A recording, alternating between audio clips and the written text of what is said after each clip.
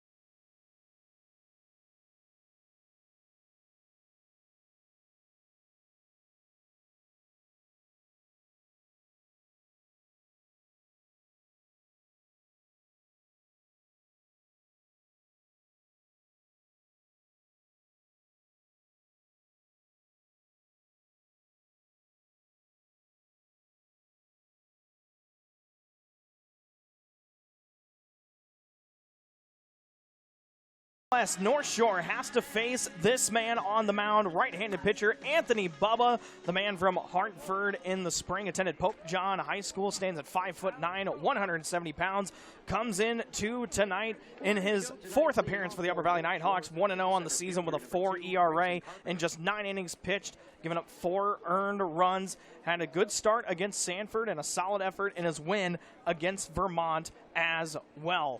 We're ready to go. In steps Grayson Carpenter, the leadoff man for North Shore. The first pitch from Anthony Bubba in there for a called strike one. Bubba, 6 pitches, slider, sinker, curveball, four-seam, cutter, changeup. And that slider, just his bread and butter 52% of the time. The 0-1 pitch. Fastball upstairs for a ball, and it's quickly 1-1. Again, for Anthony Bubba, a guy who just stands at 5'9", but his fastball will touch the low 90s at times. Does a really good job with his off-speed, especially that breaking ball from the right side, and especially to a right-on-right matchup. The 1-1 to Carpenter. Off-speed pitch just upstairs for a ball. It's quickly 2-1. Carpenter, very patient hitter. Rarely swings with fewer than 2 strikes in the count. Really comfortable hitting with 2 strikes. Especially leading off the ball game, he's going to wait to get his pitch. The 2-1 from Bubba. Fastball clips the corner for a called strike 2. Especially for Anthony Bubba, coming off of a strong start against Vermont. He made 1 mistake pitch, and it was a 3-run home run in the bottom of the first. And then after that game, he just settled right in and did his job. The 2-2. Fouled off, and we'll do it again. Yeah, Carpenter wasn't exactly sure about that swing. Looks like he got a little bit of a stinger. Trying to feel that one out. He does have a stinger stopper right there on his right hand in the batting glove. It's one of those swings you just put the bat out and hope you make contact. I mean, right. It was a good pitch from Bubba on 2 strikes. Carpenter, a really good contact hitter. Lucky to make contact right there. Just getting started from Hartford. The 2-2 pitch. Lofted in the air to shallow center. Coming on is Hewitt. He will make the catch for out number 1. After that quick first out, let's meet the starting lineup for the North Shore Navigators. Grayson Carpenter, as we just saw, leads off. He's in center field. Hudson Ellis, the shortstop, bats second. Hunter Kingsbury in right field today, bats third. Maddox Simpson cleans up and is the designated hitter. Anderson French, a newcomer, bats fifth and plays first base. Simi Whitehill, in the 6th hole. Aiden Sengenberger behind the plate, bats seventh. Grant Hunter in left field hitting 8th, and Jack Rickheim at second base rounds out the lineup and hits 9th. First pitch to Ellis, breaking ball down and away for a ball. It's quickly 1-0. Especially for Hudson Ellis, a guy who just kept getting on base a lot for North Shore. I mean, he leads the team in average and with a .455 average coming into this game. Also, the NECBL Player of the Week honors as well. Yeah, well-deserved. Ellis coming into play, the NECBL leader in a lot of stat categories with a minimum of 20 plate appearances, or 20 at-bats, I should say. The 1-1 from Bubba. Swinging a line drive into the right center field gap. This ball is going to get down for a base hit. Willie Hurt looks to play it on a hop. Ellis is going to make the turn. He'll head to second base easily. So Hudson Ellis making his presence known already with the first extra base hit of the ball game. That'll probably be a single and an error, but yeah, Ellis coming into play, leading the NECBL in batting average, on base, slugging, and OPS with players with at least 20 at-bats. Stays hot right there. Didn't have the game he wanted on Friday. A little bit of a skid, or a hot streak snapper, I should say. He was 0 for 4 in that one with 3 punch-outs. Right back on track here. Hunter Kingsbury steps in. Runner in scoring position already here in the first. The first pitch from Bubba. Breaking ball inside for a ball, 1-0. And yeah, Luke, you were right. It's going to go down as a single and an error on Willie Hurt playing that defensively.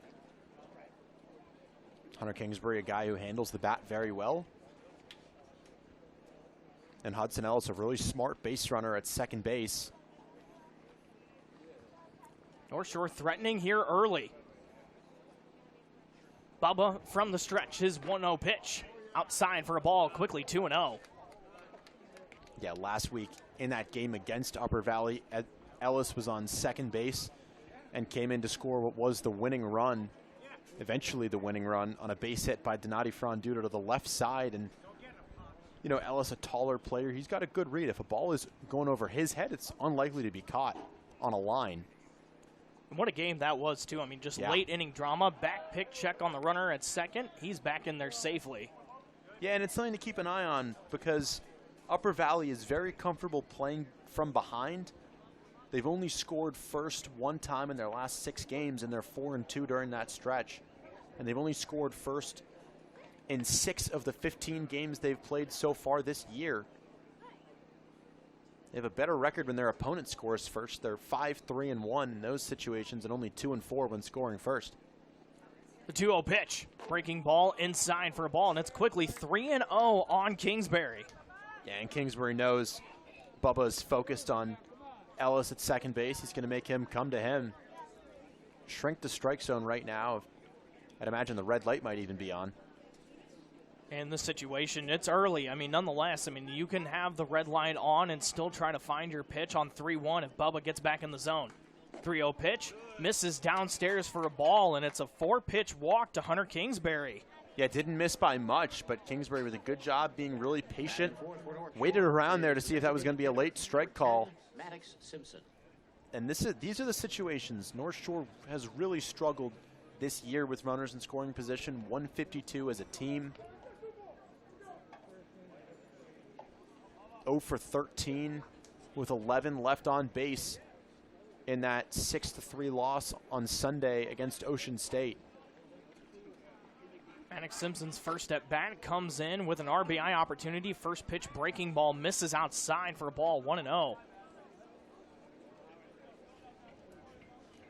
And a really crucial stretch for North Shore. They had 3 of the last 4 days off, but now they've got 7 games in 5 days. At this one tonight, a doubleheader in Keene tomorrow, doubleheader Sunday in North Adams. 1-0 pitch misses low for a ball, and it's quickly 2-0. That's 6 straight balls from the young right-hander, and he's got to try to find a way back into the zone, and especially against a guy like Maddox Simpson, who's coming in only just hitting 133 in his first 10 games, but the product of The Ohio State University. Looking to do some damage in his first plate appearance. A 2-0 pitch. Misses outside again, and it's 3-0 on back-to-back hitters. You got to have the red light on right now if you're Maddox Simpson. Maybe the one exception would be a breaking ball down the heart and shrink the strike zone to the size of a soup can. Otherwise, you got to take all the way here, I think, if you're Simpson. It's got to be his pitch. The 3-0 from Bubba. Fastball in there for a strike, and it's 3-1. Yeah, that's no problem. You're still ahead in the count. He's still got to come to you. And especially, too, I mean, from having the base hit. Advancing to second was Ellis, and then you have the 3-0 walk behind Simpson 3-0. I mean, you could take to get 2 strikes here unless you don't get the pitch you want on 3-1. 3-1 to Simpson. Runners go, grounded on over to short. Kelly will pick it up. He'll fire on to first in time for out number 2, but both runners do advance. Over to third is Ellis, and over to second is Kingsbury. Is the first baseman, number 8, Anderson French. So that's 0 for 1 so far tonight with runners in scoring position. The Navs know they need to be better in those spots. They've done a really good job of manufacturing runs this season. You know, offensively, their numbers are a little bit deceiving.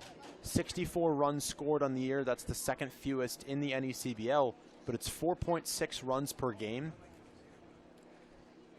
And this North Shore team, there's a lot of question marks around it because of the fact, too, that in their last 5 games, they're hitting over 300 as a team.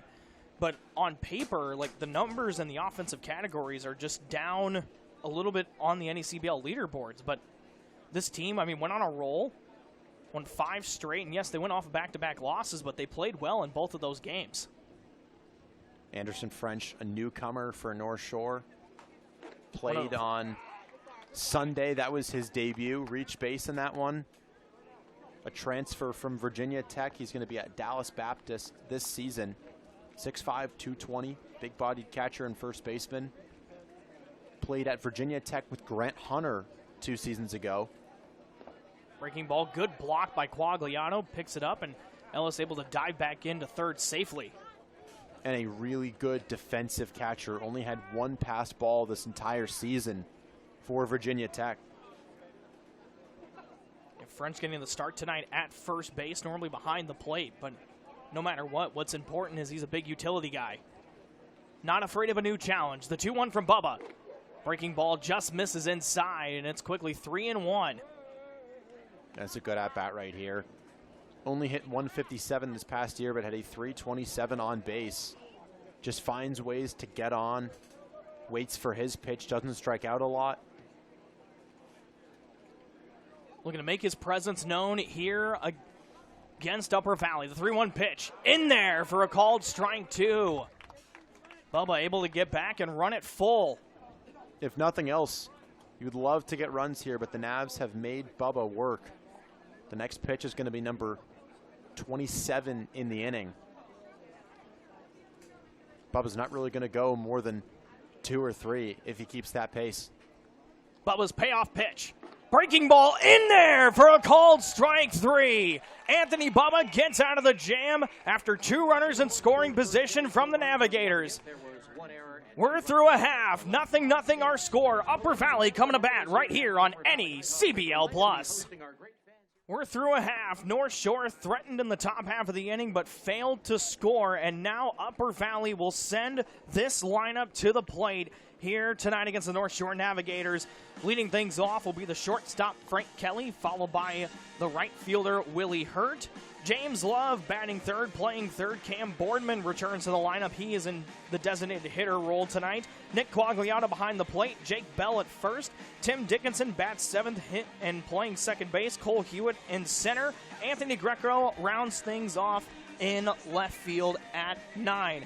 And then they have to face the young southpaw on the mound, Aiden Gelsman.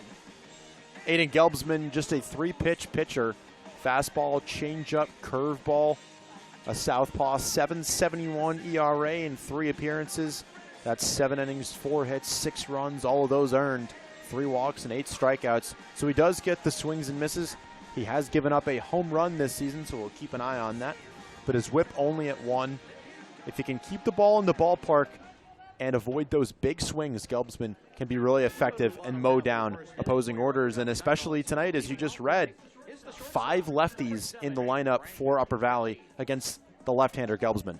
Yeah, and Gelbsman knows that there's 5 lefties in this lineup, and he's ready to attack, and he's got an opportunity to take it to an offense who has been very hit or miss this season. They are able to come through in the later innings as of late, but nonetheless, your plan is attack, attack, attack.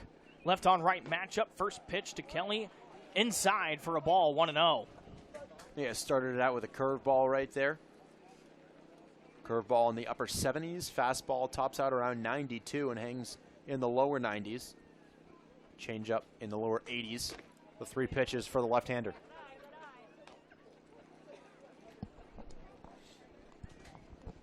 (2-0) the count on Frank Kelly.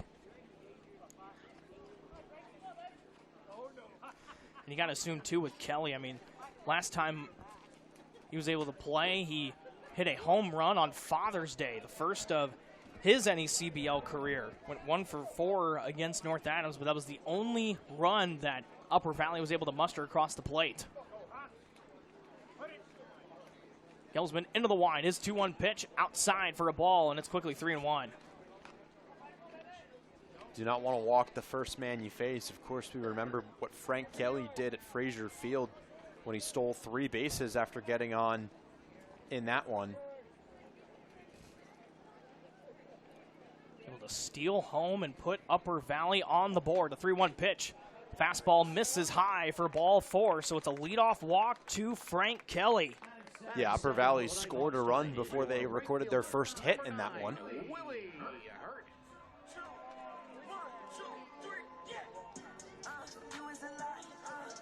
Willie Hurt, another one of those Virginia Tech guys.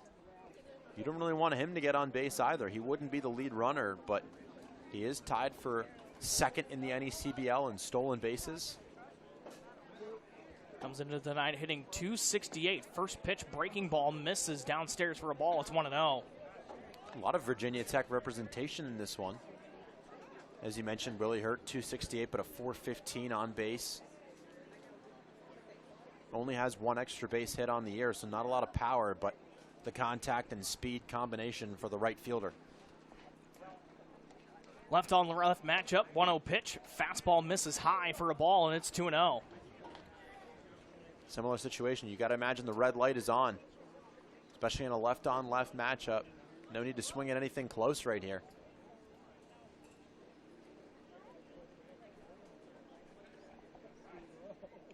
Kelly short lead at first. 2-0 pitch. Line foul left side. It's 2-1. Yeah, you don't want to go to 3 balls on Willie Hurt with the guy on deck. Cannot be 2 on and nobody out with James Love coming up and how red hot he's been. Statistically, you could argue the best hitter in the NECBL so far this season. He's done a great job in all of his opportunities, and Willie Hurt is trying to pass the baton right here. The 2-1 pitch. Fouled right at the plate, and it's quickly 2-2. And that's that contact. Just reaching out and tapping the ball. Foul off what you're not looking for. Wait for your pitch. Willie Hurt went 1 for 4 against North Adams on Father's Day.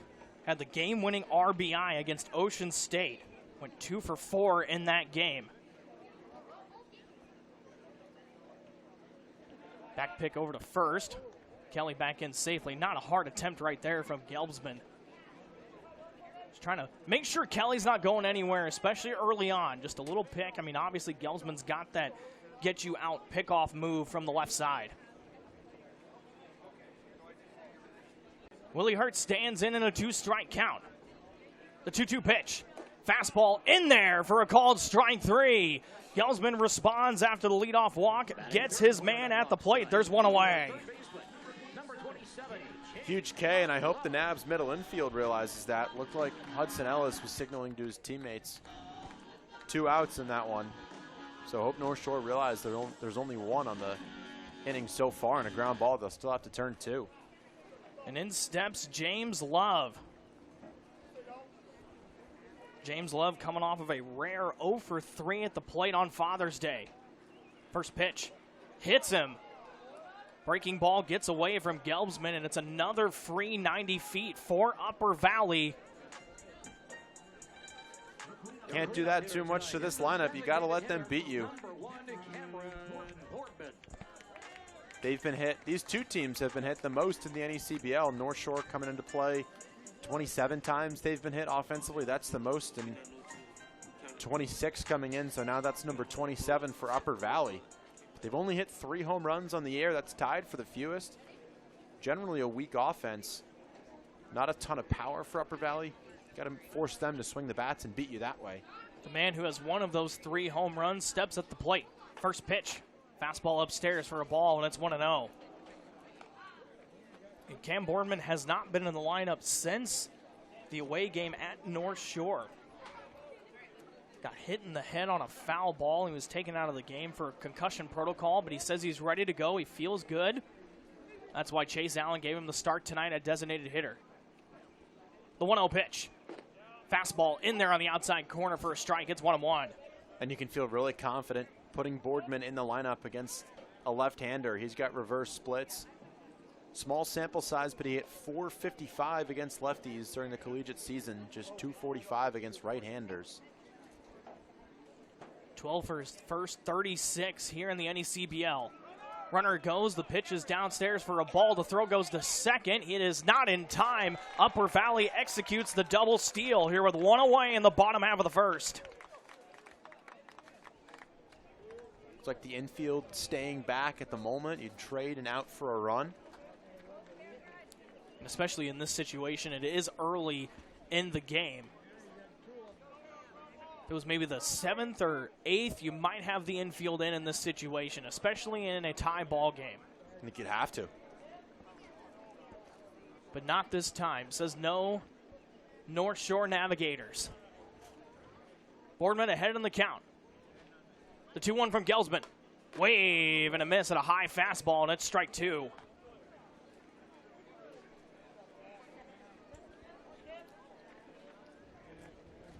Strikeout here would be huge with a base open, only one out. Just about to say, if you're Cam Boardman, you do not want to go down via the strikeout. Both teams trying to threaten here in the first. The 2-2 pitch. Foul tip into the mitt for strike 3, and Cam Boardman is retired via the strikeout. A big strikeout from Gelsman. Could say that again. Gelsman with 2 Ks in this one. Quagliato coming up. Just takes a lot of pressure off of your defense, but still this guy at the plate. 1 of 5 in the NECBL with 5 doubles. Essentially the Nighthawks captain. As you mentioned, the leader of this offense steps in to the batter's box, the newly committed to Boston College. Nick Quagliato getting the start behind the plate, comes into this ballgame with a 5-game hit streak on the line. Looking to come through big here. First pitch breaking ball, bounces in the dirt for a ball. It's 1-0. Base hit would still score 2 in this spot. Love and Kelly both with good speed out there. And James Love playing quarter infield. He does like to go gap to gap, extra base hits, but he can run. 1-0 pitch is outside for a ball. It's 2-0. And that double steal isn't exactly surprising. North Shore has only thrown out 4 runners on the season. That's the fewest in the NECBL. They have the worst percentage of caught base stealers, just 9.1%.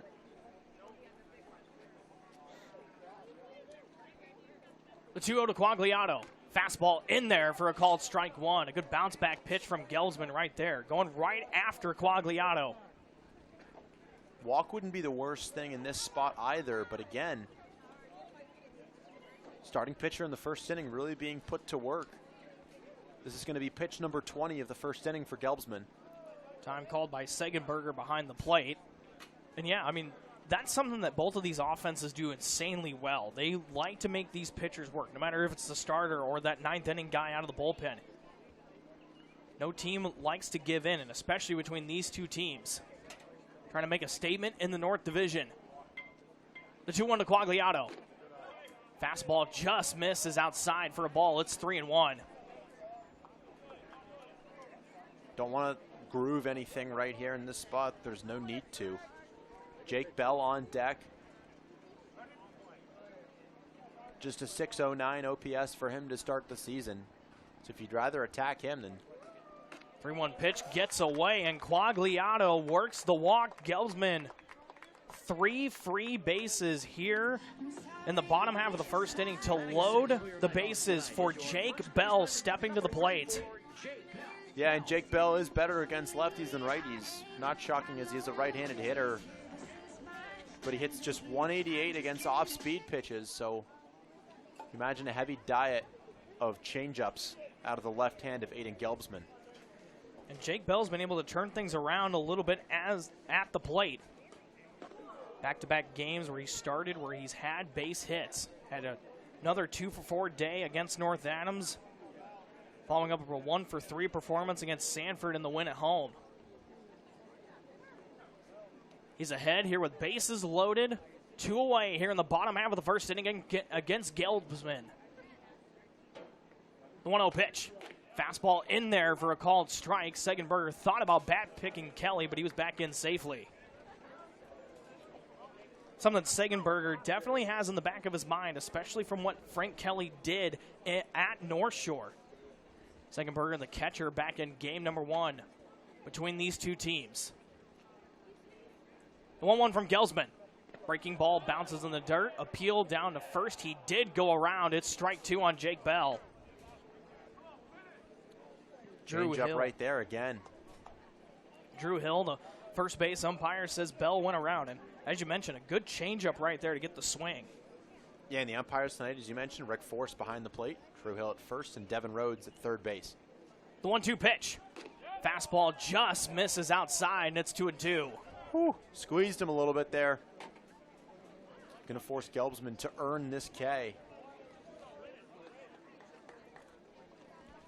That one could have been strike 3, but one more to get on Bell and Tim Dickinson on deck. The 2-2 from Gelsman. Wave and a miss for strike 3. Aiden Gelsman gets out of the jam and leaves them loaded here in the bottom half of the first. We're through run, 1 inning of play, no score. Live from the Maxfield Sports Complex, we head to the top half of the second. Zephyr is the official on-field cap of the NECBL, also known as the Z-Hats. Zephyr is the authentic college hat with over 800 colleges and channels that same energy and creativity into building custom hats of all types for pro sports teams, clothing brands, and companies everywhere. Make sure to pick up your official Navigators and Nighthawks on-field cap today. 0-0 our score here in the top half of the second inning, and we're going to send things down to the third member of our broadcast team, Tatum Fox. Take it away, Tatum. Thanks, CJ. The Nighthawks are coming off of a little bit of a longer break than usual. 2 back-to-back rest days, something that we don't see a lot of in the NECBL. Pitcher Anthony Bubba said that he focuses on keeping his preparation the same despite the extra time, meaning getting into the weight room and getting in the mindset to just come out and throw. When I spoke with Bubba earlier, he told me that he's emphasizing going out and attacking the strike zone today, getting ahead of Hurley so he can get at hitters rather than having to conform to their game. Back to you guys. Thanks, Tatum. Simi Whitehill stands in to lead things off here in the top half of the second inning, trying to get things started for North Shore.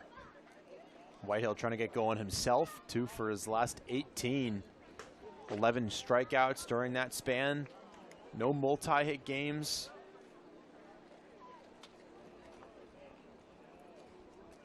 Struck out 3 times before he was pinch hit for on Friday in Holyoke. Big wave and a miss for 2-1. Yeah, Whitehill a returner for North Shore, criminal justice major at Monmouth.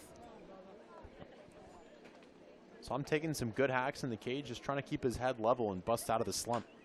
2-1 pitch is grounded hard through the glove of Tim Dickinson into right field for a leadoff base hit. We'll see if it's going to be ruled a base hit or an error on Dickinson. Nonetheless, it was hit hard off the bat, and North Shore starting things off right here in the top half of the second.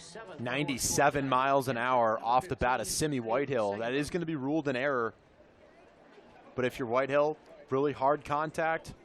Unlucky that it was hit right at someone, and then fortunate that it got through. Any way you can see a ball hit the outfield grass, confidence boosting the way he's going right now. And nonetheless, doesn't improve the average, but you'll take it. You reached Absolutely. First base. And in steps Segenberger, the catcher tonight.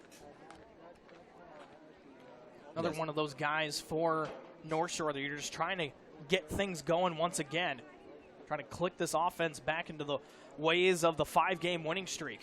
Yeah, Whitehill just a 273 on base coming into this one. You'll reach first base any way you can. 1-0 pitch grounded over the Love. He'll fire on a second for 1. On to first. Double play. Nice defense from Upper Valley. There are quickly 2 away. Fantastic double play turn right there at third. James Love to Dickinson to Jake Bell at first. Around the horn, 5-4-3. for North Shore is the left fielder. Sengenberger, 17. helmet coming off in the process, thought he beat that one out. 2 down.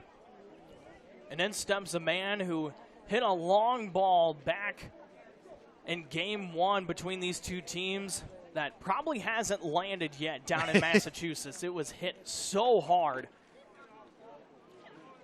Yeah, over 100 miles an hour off the bat of Grant Hunter. One of 6 players in the NECBL with 3 home runs. 1-0 to Hunter. Wave and a miss for strike 1. Just not what he was looking for there. Not confident at all on that swing, but has been lighting it up this season. OPS over 1,000. Still relatively early, but enough of a sample size that it is notable. I think 303 coming in tonight. 1-1 pitch outside for a ball. It's 2-1. That's a 410 on base, 606 slug. And those 4 extra base hits. 3 of them being the long ball. I mean, that's just getting it done from the right side at the plate, and especially from your 8-hole hitter. 2-1 pitch, breaking ball in there for a called strike, too. Absolutely froze Hunter. Great pitch from Bubba. And Hunter pinch hit for Whitehill in that loss on Friday. Struck out. He's actually struck out 4 times since that home run. Only 28% K percentage on the season, though, so he's been doing a better job putting the ball in play. Bubba's 2-2 pitch. Fouled off, and we'll do it again.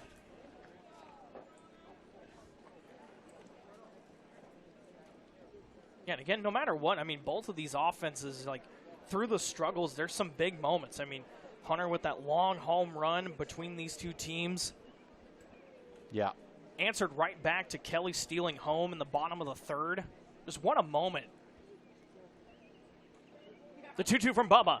Breaking ball just misses the outside corner, and Grant Hunter runs it full. It's 3-2. Yeah, and with an even count or 2 strikes on righties, sinker, slider, it's going to be one of those 2. Bubba looking to face the minimum in the top half of the 2nd. The 3-2 pitch. Fastball inside, and Grant Hunter takes his base, extending the inning to Jack Rickheim. Grant Hunter looking very confident there. Toss the bat over toward the 3rd base visiting dugout. Sometimes the more confidently you do that, the more times Rick Force or the home plate umpire would be inclined to give a late strike 3 call. But Grant Hunter's sure of that one. And Jack Rickheim gets a chance. 2nd walk surrendered by Anthony Bubba in back-to-back innings. In steps the 9-hole hitter, Rickheim. First pitch. Lofts it foul, right side, out of play. 3 of the bottom 4 hitters this evening for North Shore are returners. Rickheim being one of them. I think Rickheim is a very interesting guy to watch taking at bat. He looks very old school out there at the plate, kind of somebody you see from like the 1950s into the early 60s era of baseball. Yeah, closed batting stance. You don't really see that much at all anymore. Kind of that closed batting stance, holds the hands down, and he just kind of, I mean, he looks like he's just an old school baseball player. And also, too, when he swings, he doesn't really look at where the result is. Watching that during batting practice, something that you don't see very often. It's kind of like that old, like, teaching the kid how to play golf. Don't look at the ball when you actually hit it. Your partner, your caddy, is there to actually look at the result for you, and that's what his teammates are there for in this situation. But Bubba has him in an 0-2 hole so far in this at-bat. If you're Bubba, gave up the bases or the full count walk to extend this inning, you want to try to retire Rickheim on 3 pitches. Kicks and fires 0-2 pitch. Fastball upstairs for a ball. Throw down to 2nd in time to get Hunter stealing. A nice throw from Nick Quagliano to end the inning. North Shore fails to score. It is 0-0 heading to the bottom half of the 2nd right here on NECBL Plus. The Upper Valley bullpen getting involved in some hacky sack in between innings. I mean, it looks like we got a couple guys sunbathing out there as well, just having a good old time from the Maxfield Sports Complex. We're through an inning and a half, 0-0 our score. A trio of lefties due up for the Upper Valley Nighthawks. Tim Dickinson followed by Cole Hewitt and Anthony Greco, 7-8-9, due up to face Aiden Gelbsman, who worked out of a bases-loaded jam with 3 strikeouts in the inning. Yeah, 26 pitches, 11 of them in the zone. Gelbsman's got 3 lefties, and 4 of the first 5 due up in this inning hit from the left side, so a good spot where you can just go after these guys. It's 7, 8, and 9, Dickinson, Hewitt, and Greco. Tim Dickinson, the St. Joseph's University product from Glen Mills, Pennsylvania, getting the start tonight at second base. Last time out, he went 1 for 4 with an RBI against Ocean State. First pitch breaking ball misses outside, and it's 1-0. Yeah, 3 strikeouts in that first inning, so he is getting the swings and misses. No hits, even though he had those 3 base runners. There's just no need to nibble. Just go right after these Nighthawks hitters. And especially, too, when you've thrown 14 balls in the last half of the inning and only 11 strikes. I mean, nonetheless, you're just trying to reel it back in and try to just attack. Brand new inning, nothing hurt from the first, but now you want to try to get that pitch count to kind of stay where it's at and work efficiently. Yeah, each of these teams coming into action with the last 2 days off, and a frustrating performance offensively on Sunday for really both of these sides. 2-1 pitch, misses upstairs, and it's 3-1 to Dickinson. 4-1 loss at North Adams for Upper Valley. Not a ton of noise at all in that one. No walks offensively, something that you rarely see in the NECBL. And that one right there is their 3rd in 1 inning plus. Yeah, just not really a competitive at-bat from Gelbsman to attack Dickinson, and he just doesn't look very comfortable out of the stretch. Both of the times he's been out of the stretch, he worked a walk. And you don't want to walk these left-on-left matchups. If the righties hurt you by swinging the bat, that's one thing. Man, especially when you're due to face 5 each time that lineup flips over. In steps Cole Hewitt, fastball drills him on the first pitch, and back-to-back Upper Valley Nighthawks reach here in the bottom half of the second inning, just off of the free bases alone. 5 of the first 8 batters that Aiden Gelbsman has faced, he's either walked or hit by a pitch. Not the ideal start he was looking for at all, and now you got Anthony Greco coming up. And plus also, too, this offense has not registered a hit yet, but they've loaded the bases, and now they have a runner in scoring position. Time is called, and we'll have a mound visit. And Greco, as Howard Rebhon, the pitching coach, comes out, Greco hit just 182 off left-handed pitching for William and Mary this year. He swings at the first pitch 37% of the time. So he will be aggressive. Just throw it in the zone. They haven't beat you yet. Took them 6 innings to get their first hit at Frazier Field. If Greco puts one into the gap, you tip your cap and live with it. You know, it's especially the mindset that Gelbsman needs to have, especially after walking the leadoff man in Dickinson. Then you hit the next batter, Hewitt. Now you have a runner in scoring position and a guy at the plate who has been struggling so far this year, 169 coming into this game. Nonetheless, a returner for the Upper Valley Nighthawks, but he loves the left-on-left curveballs, and the thing is, too, that curveball will always end up hitting the plate, and if it's in the zone, it's a mistake pitch. 2 on, nobody out. The first pitch to Greco. Fastball misses upstairs for a ball. It's 1-0. Yeah, Gelbsman now 33 pitches, just 12 strikes. I don't know why if you're Upper Valley, you'd swing at anything close. And just let him throw strikes. Have to force him at this point in the game. Inside move to second. Tosses over there, but Dickinson well back in there in time. Again, only 3 home runs this season for Upper Valley. They're not going to hit the ball out of the ballpark and beat you that way. This man at the plate hit the first one against Newport. Only has one other extra base hit on the season. 1-0 pitch, misses for a ball. It's 2-0. Yeah, could have gone either way, that one with the fastball, but Rick Force is not going to give Aiden Gelbsman anything close. He's going to have to get out of this jam himself. Gelbsman behind the left-handed hitting Greco. Checks on Dickinson at second. Time is called pitch clock violation on Gelbsman. It is 3-0 to Anthony Greco. Nightmare start on the mound, and if you're Howard Rebhon, still no hits in the game, but 5 base runners and a ball away from number 6. Greco ahead, 3-0. 3-0 from Gelbsman. In there for a called strike one. A good bounce back pitch right there from the southpaw. That's that heater on 3-0. Greco taking all the way. Do not want to get to the top of the order with the bases loaded and nobody out. Unless it is the fastball you want, Anthony Greco more than likely taking. The 3-1 pitch. Fastball upstairs, ball 4. The 4th walk surrendered by Aiden Gelbsman here in this ball game will flip the lineup over for Frank Kelly. Going to have to get activity going in the bullpen. Not sure how much longer this can continue. Sooner or later, Gelbsman's going to groove one or continue to walk guys, and this is going to continue to get worse. 9 hitters so far. No one for Upper Valley's even put the ball in play.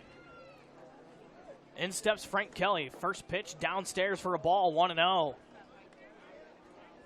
Kelly walked and stole third. He was stranded to end the first inning. If you're Frank Kelly, you're just patient at the plate. Get that fastball you want. The 1-0 pitch. Fastball right there for a called strike one. Get Kelly, another guy who walked. 5 walks for Gelbsman. Or 4 walks, excuse me. I'm losing track here. 4 walks and 2 hit by pitches.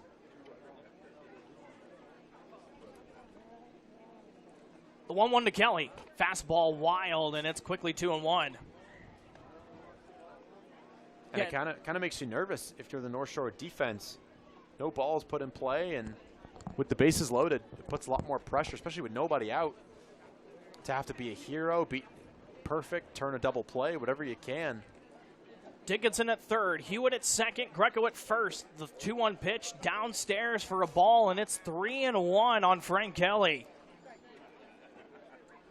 And this is a Upper Valley lineup that is dead last in the NECBL in walks taken. They had no walks on Sunday. 3-1 pitch misses outside, ball 4. Gelbsman's 5th walk of his outing. Forces in a run. Tim Dickinson trots in to score. It's 1-0 Upper Valley. I think you got to go get him. This is going to get out of hand. There's no signs of it going in the other direction. 42 pitches, 28 of them outside the strike zone. An extended chat for Aiden Sengenberger on the mound right now, as that is walk number 5 for Gelbsman. Still, 10 batters in, nobody's put the ball in play for Upper Valley. Yeah, and I think what's just impressive is you had the walk hit by pitch and another walk in the first, but you struck out 3 batters in that inning, and you struck out this man for the first out in the bottom half of the first. Now he comes up with the bases loaded, nobody out. You've already surrendered 3 walks in this inning. Already 1 run comes in to score for Upper Valley, who has not recorded their first hit. First pitch to Hurt. Breaking ball misses upstairs for a ball. It's 1-0. Again, no need to take the bat off your shoulder unless you see something you absolutely love.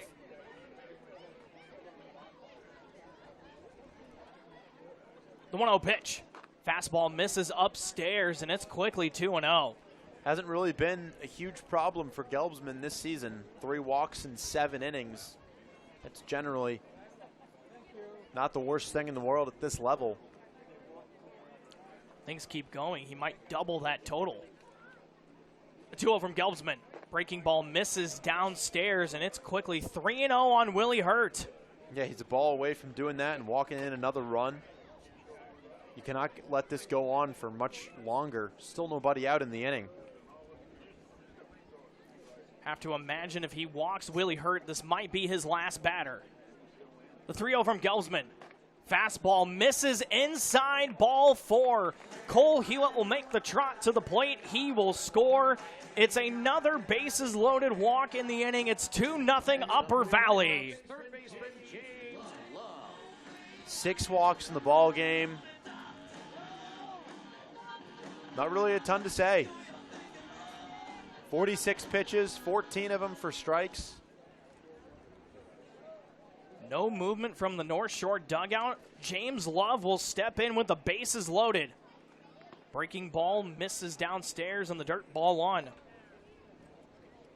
You also have to look at it from the perspective of Jack Hawk. I understand you had 3 of the last 4 days off, but it's not really fair to ask your bullpen to get 24 outs. If you're North Shore, you would like for Gelbsman to get through this second inning. 1-0 to Love. Fastball gets away from Segenberger. In to score is Greco. He is safe. It is 3-0 Upper Valley on the wild pitch.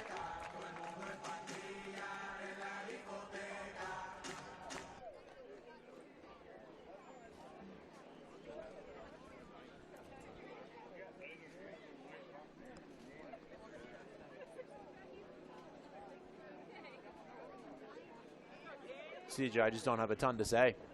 No, it's just one of those moments, and out from the dugout is North Shore's head coach, and he makes the call to the bullpen. So Aiden Gelbsman is done after the wild pitch, surrenders 6 walks, and just 1 inning recorded on his start. We'll tell you all about the new arm live from the Maxfield Sports Complex. 3-0 Upper Valley, pitching change coming up. The Navigators are already in the bullpen. The right-hander, Ismael Borrero, will be tasked to get out of the jam after 3 runs are already in for the Upper Valley Nighthawks here in the bottom half of the second. Yeah, Ismael Ontiveros Borrero, right-hander for North Shore. This will be his 5th appearance of the summer. He is 0-2 of those 4 appearances so far. 2 starts, 8 1/3, 12 hits, 9 runs. Only 5 of those earned, though. 2 walks and 5 strikeouts. Pitching to a 5.40 ERA. Sinker, changeup, slider, and a 4-seam heater from the righty Borrero. And he's going to have to clean up this mess that Aiden Gelbsman created. Just 29% of his pitches were strikes, and really impossible for this start to have gone worse for Aiden Gelbsman. Just not getting it done on the mound from the southpaw. His final line score will be an inning pitched, 3 runs, 3 earned, 6 walks, and 3 strikeouts on his night. And he will be responsible for Kelly at third and Willie Hurt at second. Borrero has a tough task to come in not only to clean up in a bases-loaded jam, but he's also coming into this ball game behind 2-0 to James Love. Yeah, you rarely see a mid-at-bat pitching change, but Jack Hawk just had no choice. 48 pitches and 14 in the zone for Aiden Gelbsman. We still, this is the 12th batter of the ball game for Upper Valley. Have not seen them put the ball in play. No, they have not. James Love looking to try to change that right here. New pitcher into the game, Borrero. Right on right matchup, the 2-0 pitch.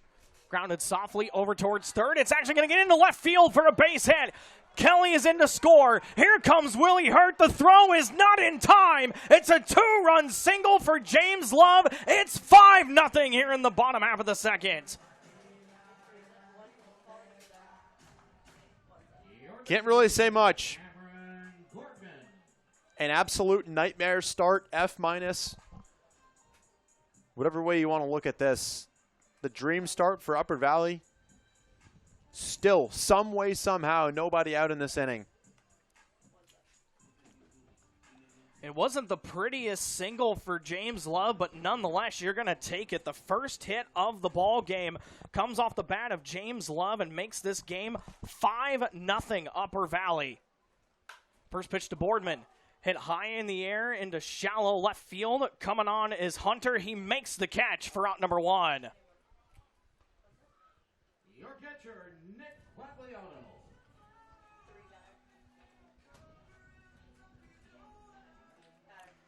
Big sigh of relief right there for North Shore. Able to finally get the first out of the inning after 5 runs come across to score. It's just a punch in the mouth. You get off the bus. 3 of the last 4 days, you're a well-rested group. Gelsman loads the bases and then gets the 3 strikeouts to get out of it. Nothing after 1. You're feeling okay.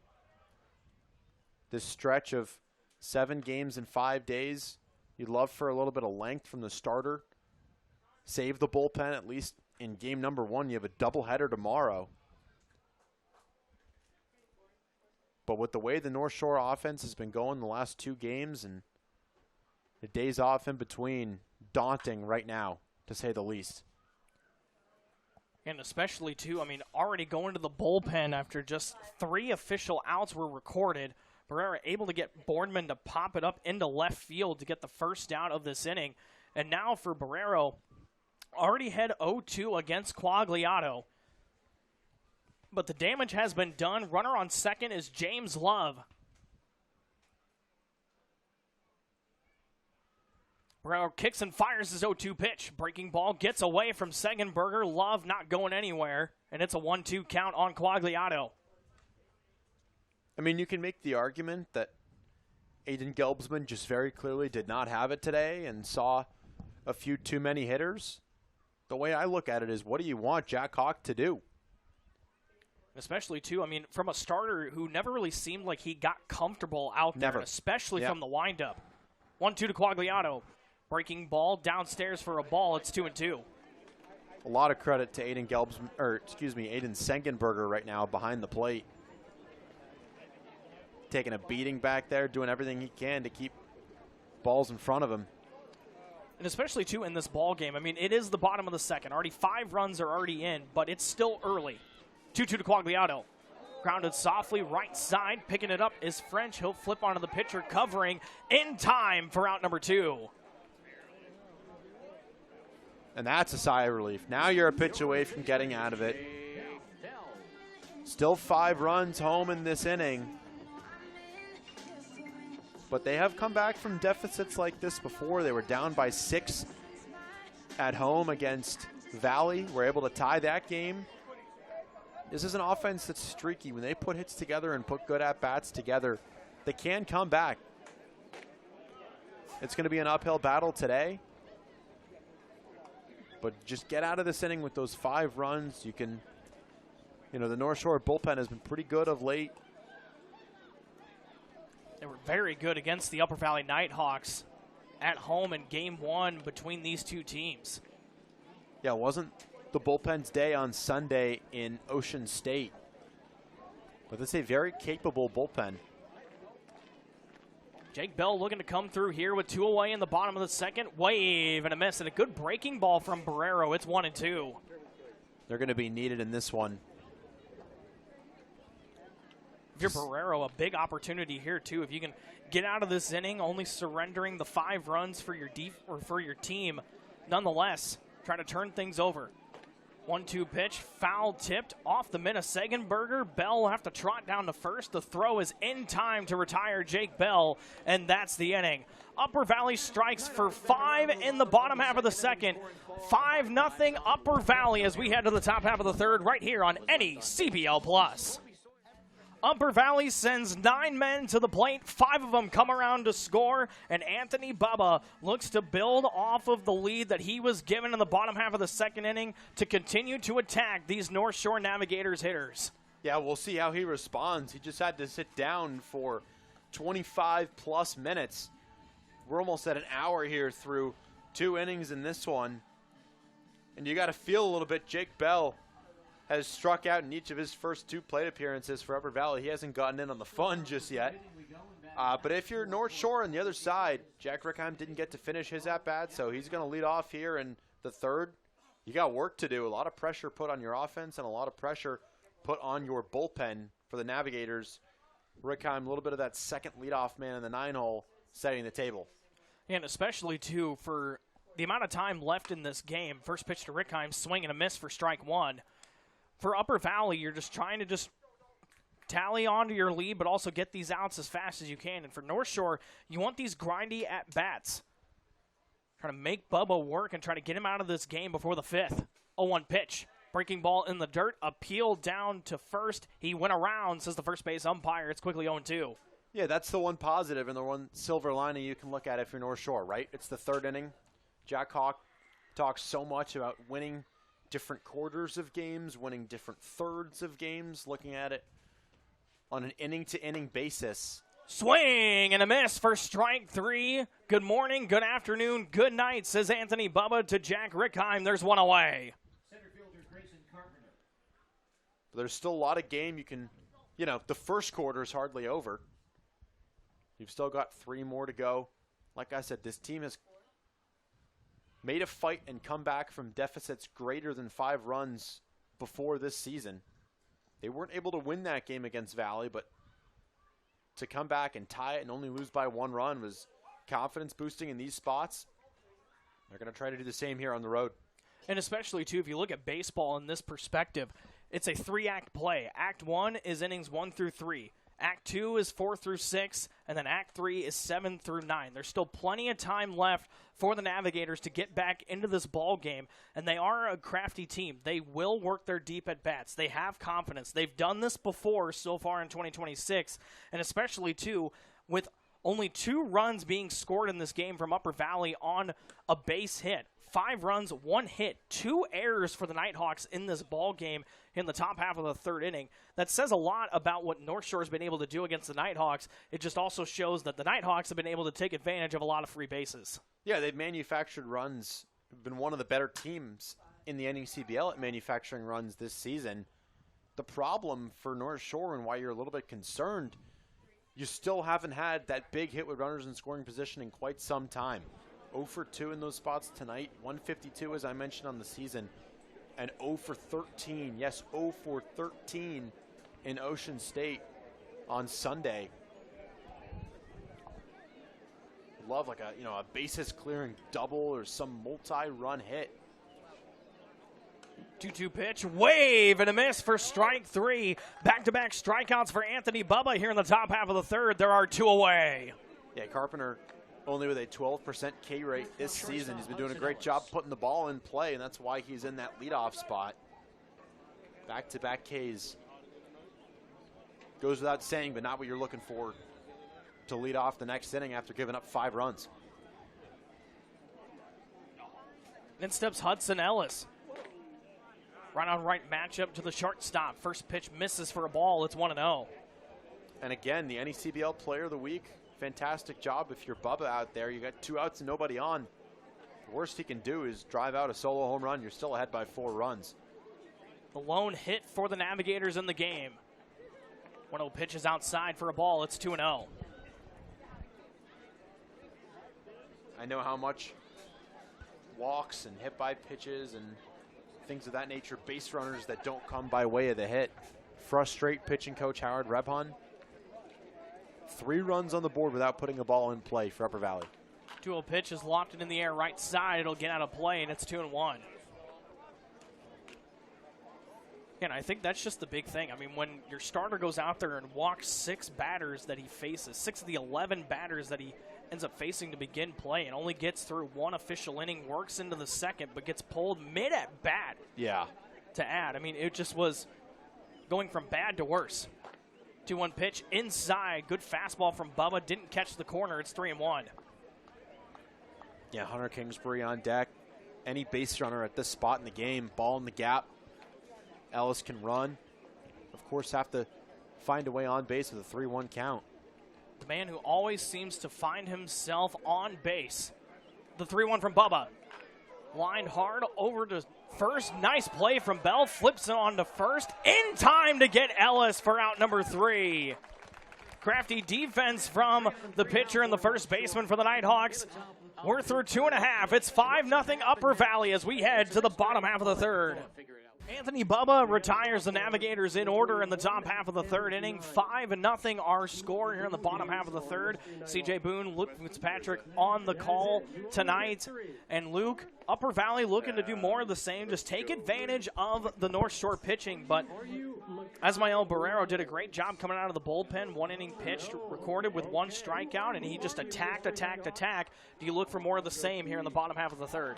Yeah, absolutely. If you're Jack Hawk, I think a beautiful thing right now would be, even if you go on to lose this game, if Ontiveros Barrero is able to give you 4 or 5 innings, give you some length, and so maybe there's a world where you only have to use 4 pitchers today.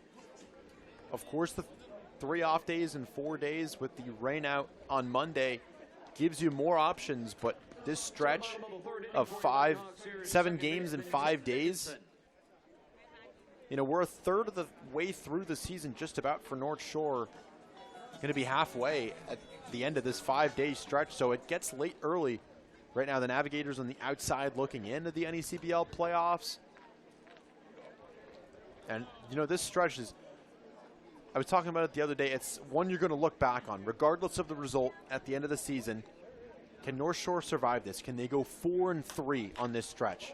Line drive into left field for a base hit. Tim Dickinson with a walk, and then follows it up here in the bottom of the third with a leadoff single for the Upper Valley Nighthawks.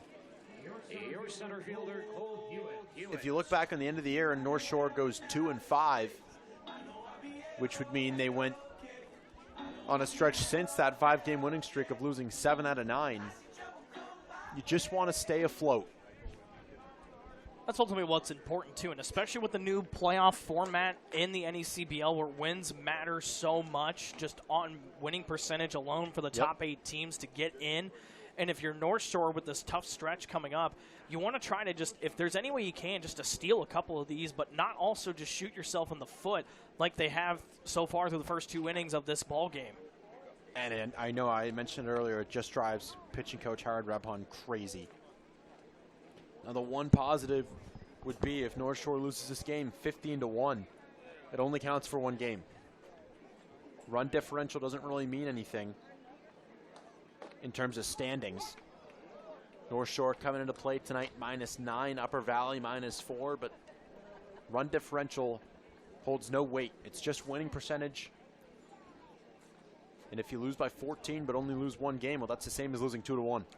Absolutely. That's a good way to look at it, Luke. Dickinson runs. The 2-1 pitch is called a ball to throw down to second base. In time to get Dickinson. A nice throw from Segenberger behind the plate. There's 1 away.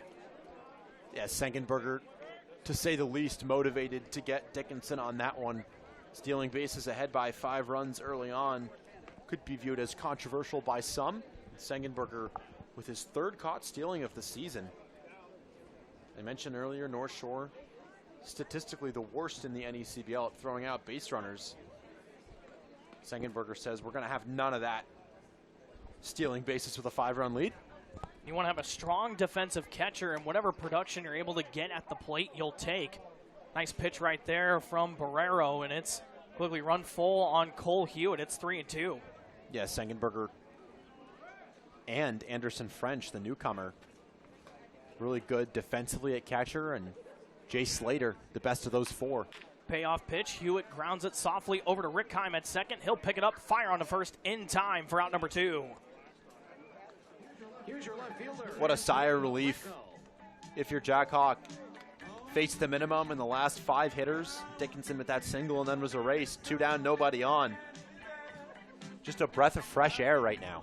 Well, I think that also says a lot right there, is the fact that Dickinson was ahead in the count 1-0. Slaps one hard the opposite way for a base hit to lead off the inning, then instantly with the caught stealing, and then Barrera able to get right back into that count. 3-2, gets a soft ground ball from Hewitt. Quickly 2 away. I mean, he flipped this inning on its head right there. 0-1 to Greco. Swing and a miss for strike 2. So great job from Barrera right here to just attack against Upper Valley after getting the caught stealing and then getting that easy ground out. Yeah, and I imagine in between innings, it's not going to be a super fun conversation between Barrero and pitching coach Howard Rebhon. I'll explain that next inning. Foul tipped into the mitt for strike 3, so Barrero faces the minimum in the bottom half of the third. 5-0 our score as we head to the top half of the fourth. Don't go anywhere. This is the NECBL on NECBL Plus. Whether you're an island resident or planning a summer getaway, the fastest way to get to the Cape and Islands is by taking the New England League's preferred partner, the Steamship Authority Ferry. Visit steamshipauthority.com for more information. Luke Fitzpatrick and CJ Boone with you. And CJ, this game shaping up rather similarly to the one that Upper Valley played on Sunday in North Adams. You got a really good bullpen performance. The starter just not good enough. Yeah, and especially, too, with runners on and runners in scoring position. I mean, so far, North Shore only has had 2 opportunities with runners in scoring position, but Upper Valley 1 for 6. They didn't get their first hit with runners in scoring position until the top half of the 8th inning of that game against North Adams. But here today against North Shore, I mean, they've matched their hit totals from game 1, but this time it's a crooked number on the board. It's 5-0 here in the bottom half of the fourth. Ismael Ontiveros Pereiro still out there on the mound. I imagine we're going to see him go for a little bit of this one. In the bottom of the fourth right now, Ontiveros Pereiro, the second arm being used. Top of the order due up, Frank Kelly. Hasn't really had a chance to swing the bat tonight. A couple of walks, he's scored a run. Ball 1 from Ontiveros Pereiro. I think what's going to be important for Barrero, I mean, he's got the impossible task of trying to go long out of the bullpen, and it's going to be tough. But nonetheless, if he can maybe get through 4 innings out of the bullpen, that's a big sigh of relief for North Shore as they go into the rest of the games this week, and especially knowing that they didn't have to use many bullpen arms after their starter didn't really have it tonight. Lefty Vincent Luther getting loose in the Upper Valley bullpen. That's chopped toward third. Bobbled by Whitehill. Throw to first. Not in time. That'll likely be an error. So Kelly reaches. He's on for the 3rd time tonight to lead off the 4th. It wasn't hit very hard off the bat, and it ate up Whitehill at third, bobbled it, and Kelly, he's fast out of that leadoff spot, and he's there for a reason. I mean, he batted towards the bottom of the lineup in his debut against Martha's Vineyard, and then ever since then, he's been at the top of this Upper Valley order, and he is a tough guy to get out on the base pass. He will use his speed from time to time. I mean, he stole home against North Shore in game 1, so nonetheless, he'll advance when he gets the opportunity. He already has a stolen base here tonight. I think if you're Barrera right now, you just got to put the ball in the strike zone. If this game gets out of hand with the score and you know you're going to lose it, you know, that's not the worst thing in the world so long as Barrera is able to eat a couple more innings here.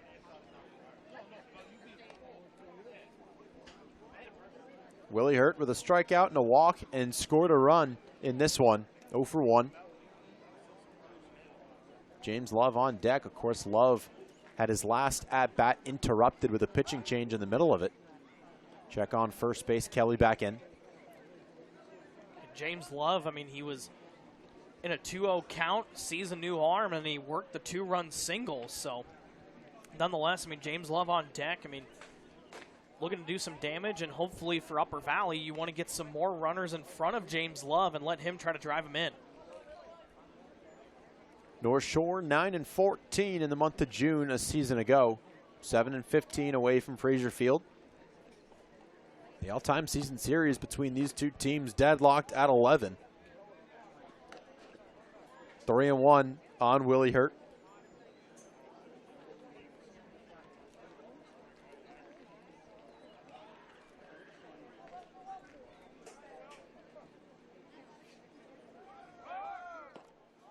Ball 4 as the runner was in motion, first and second to start the 4th. 7th walk of the evening for the North Shore pitching staff. Big contrast for 0 in the last game for the Upper Valley offense. Yeah, and especially, too, for Barrero. That was probably the most non-competitive at-bat that he's had since coming out of the bullpen. And, I mean, it comes in his 3rd inning of work. So far, hasn't retired a batter. But now James Love steps up to the plate. And Barrero telling himself, come on, you got this, knowing that this is your guy right here. Love will take strike 1.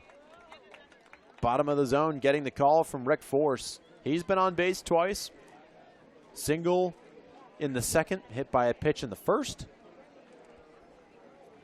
Couple of ducks on the pond, still nobody out in the inning, and an opportunity with a big swing to blow the game open.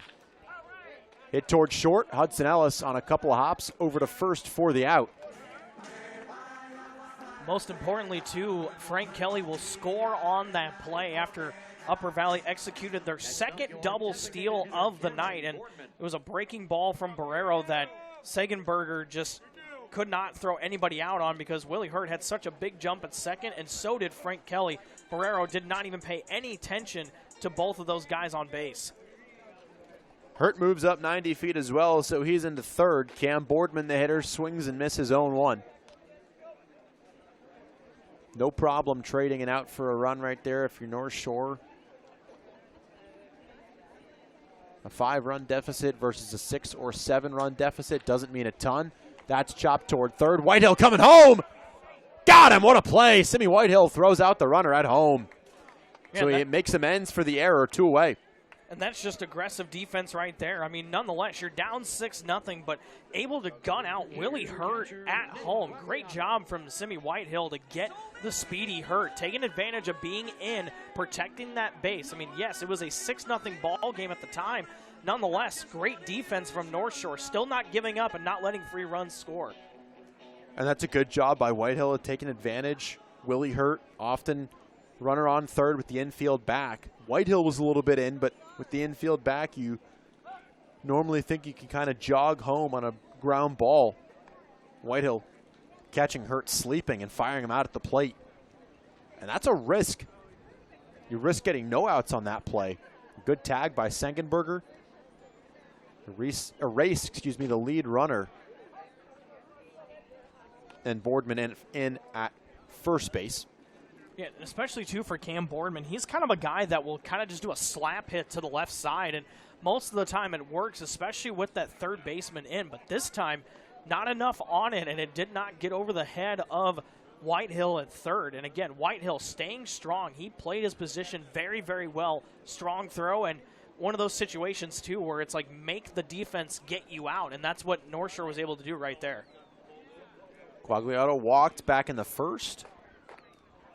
So that play will go 5-2 on a fielder's choice. You don't see that every day.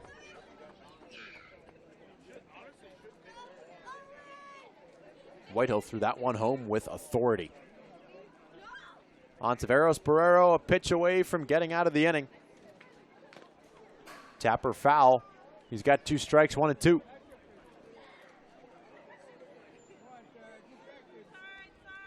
You know, if you're Barrero, you're just trying to limit that damage. I mean, you're up to 36 pitches so far to begin this at bat. So ahead of Quagliato here, 1-2, your preferred matchup. Trying to generate a big swing and miss and send your defense back into the dugout. Didn't chase it. It was 5 shutout innings, 4 hits, no walks, and 5 strikeouts for the Upper Valley bullpen in Sunday's loss at North Adams. The work cut out for this North Shore offense and Upper Valley, taking some of that anger from that loss out here. This one's popped up. That'll be foul. Stay still alive in the count. 2-2 is Quagliato. Jake Bell on deck. He's got a couple of strikeouts in the game.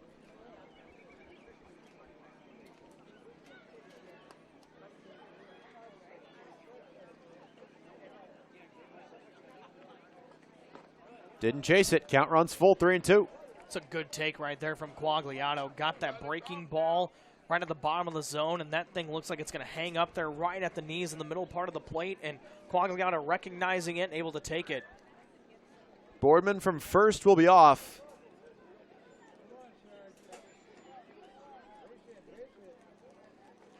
Into the dirt, ball 4. Ontiveros frustrated with himself. Walk number 8 in the game for the Navigators as a staff. This one's going from bad to worse. Attention, ladies and gentlemen, pinch hitting for the Nighthawks in the place of Jake Bell. Number 38, Levi So Levi Jones will pinch hit. We've already seen some substitutions in this one, as it's already gotten out of hand, just the 4th inning. And Levi Jones will step in from the left side. Levi Jones, the product of Portland, Oregon, steps in a pinch hit opportunity. 1 for 27 on the season. Yeah, good confidence boosting opportunity. 12 strikeouts.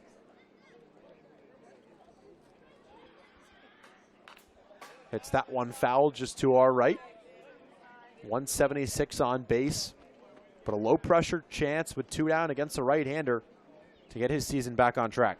Got his first NECBL hit right at this very ballpark against Sanford in the win at home. And a big confidence boost. I mean, he's a guy that he's a good sport about it. He knew that he was struggling at the plate. 0-2. But right after he got that hit and after the game, he walked up to me and he just goes, I finally did it. Now it's time to go to work. And here in this opportunity, I mean, got a runner at second with 2 away, looking to try to just gain that confidence back up and extend this lead.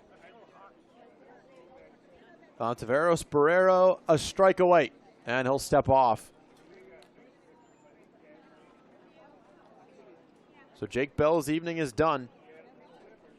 Wouldn't be stunned if by the end of this one we saw a new 9 on each side. Give some guys a rest towards the end of this game if it continues to go this way. That's hit to left center field. Grant Hunter camps underneath it and makes the play. Side retired, another home for Upper Valley, 6-0 as we head to the 5th.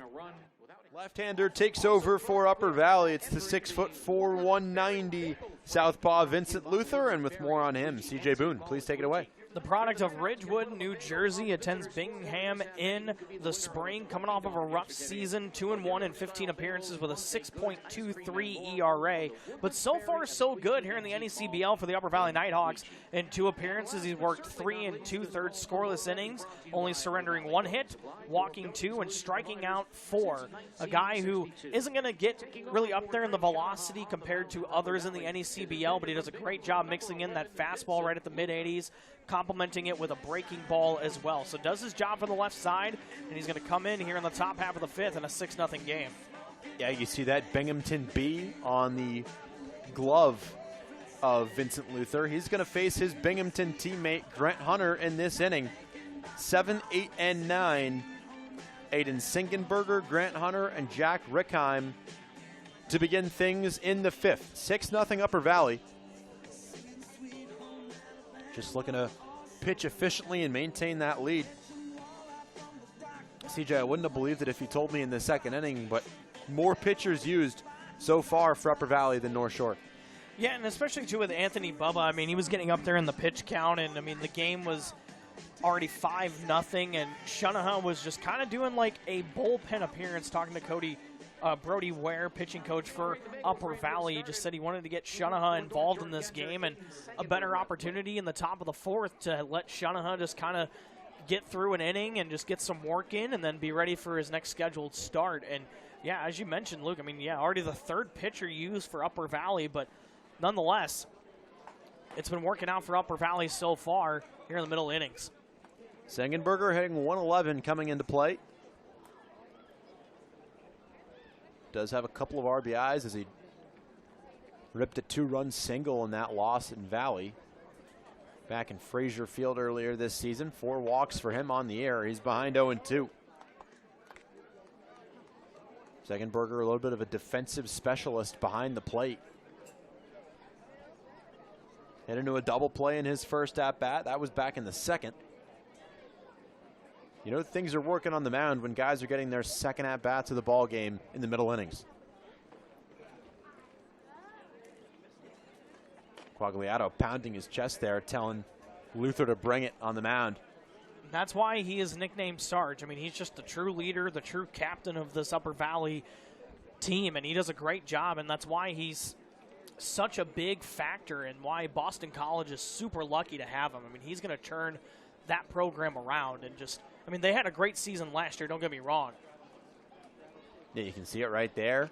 That's on the black. Strike 3 called on Sengenberger. Not a fan of the call. That one could have gone either way, but with 2 strikes, you got to swing at anything close. 1 gone. And it's just kind of one of those games right now for North Shore is just anything's just not going their way. And just kind of back on Quagliato a little bit. I mean, he's just going to be one of those guys that's vocal no matter what. If it's a 10-1 Upper Valley loss or if it's a 1-0 Upper Valley win. I mean, he is in every single pitch, and that's why he's going to be such a big factor for Boston College this year. Swing and a miss, so a matchup of the Binghamton Bearcats. Grant Hunter and Vincent Luther. Hunter walked and was caught stealing his first time up. Behind 0-2, Luther's gotten the best of him so far.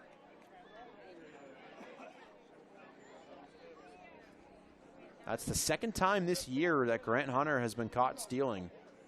So he's been successful in 1 out of his 3 attempts. Deep breath for Hunter. He digs back in to the box, and of course some bragging rights in the line in this at-bat. Yeah, this is going to be an entertaining at-bat to watch, and maybe they have a chance to face each other again in this game later down the road as well in this season. Off the plate, 1 ball, 2 strikes. Have to imagine that there'll be a text sent no matter what the result of this at-bat will be after the game, or a meeting as well. I mean, I'm sure these guys already texting each other before the game started, and especially against game 1, too. I'm sure they'll have a laugh at some point about it right now. These guys are all business. 1-2. Not even close, 2-2. Couple of connections in this game. The manager for Upper Valley, Chase Allen.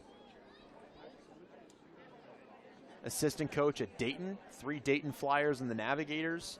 Jason Bello, Grayson Carpenter, and Jack Zimmerman. Jason Bello having a conversation with Chase Allen on the field the last time these 2 teams met. 2-2. Inside, good job by Hunter of working the count from 0-2 to 3-2. Yeah, and for Luther, you don't want to walk anybody, and especially your college teammate. I mean, you guys already face each other in live ABs during the winter. You already have to have bragging rights in some way, and here in the NECBL, you're facing each other on opposing teams. I mean, you don't want to walk your teammate, but also for Hunter, you wouldn't mind getting that free pass or, possibly a big swing. Cut on and missed. Strike 3. Hunter down on strikes. Back-to-back Ks. The last 3 Navigators have gone down by way of the K. 2 down. And that's just a good breaking ball right there on 2 strikes. Not afraid to go after Hunter. Able to get the swing and a miss. Luther doing his job so far so good out of the bullpen. Binghamton Bearcats finishing 31-22 this past season in the America East. Did not fare the way they wanted to in the NCAA regionals. Loss against number 2 Wake Forest and dropped a game against number 16 West Virginia. What a snag right there from the dugout on that chopper foul. I mean, you have to applaud the effort right there. Redkheim struck out his first time up.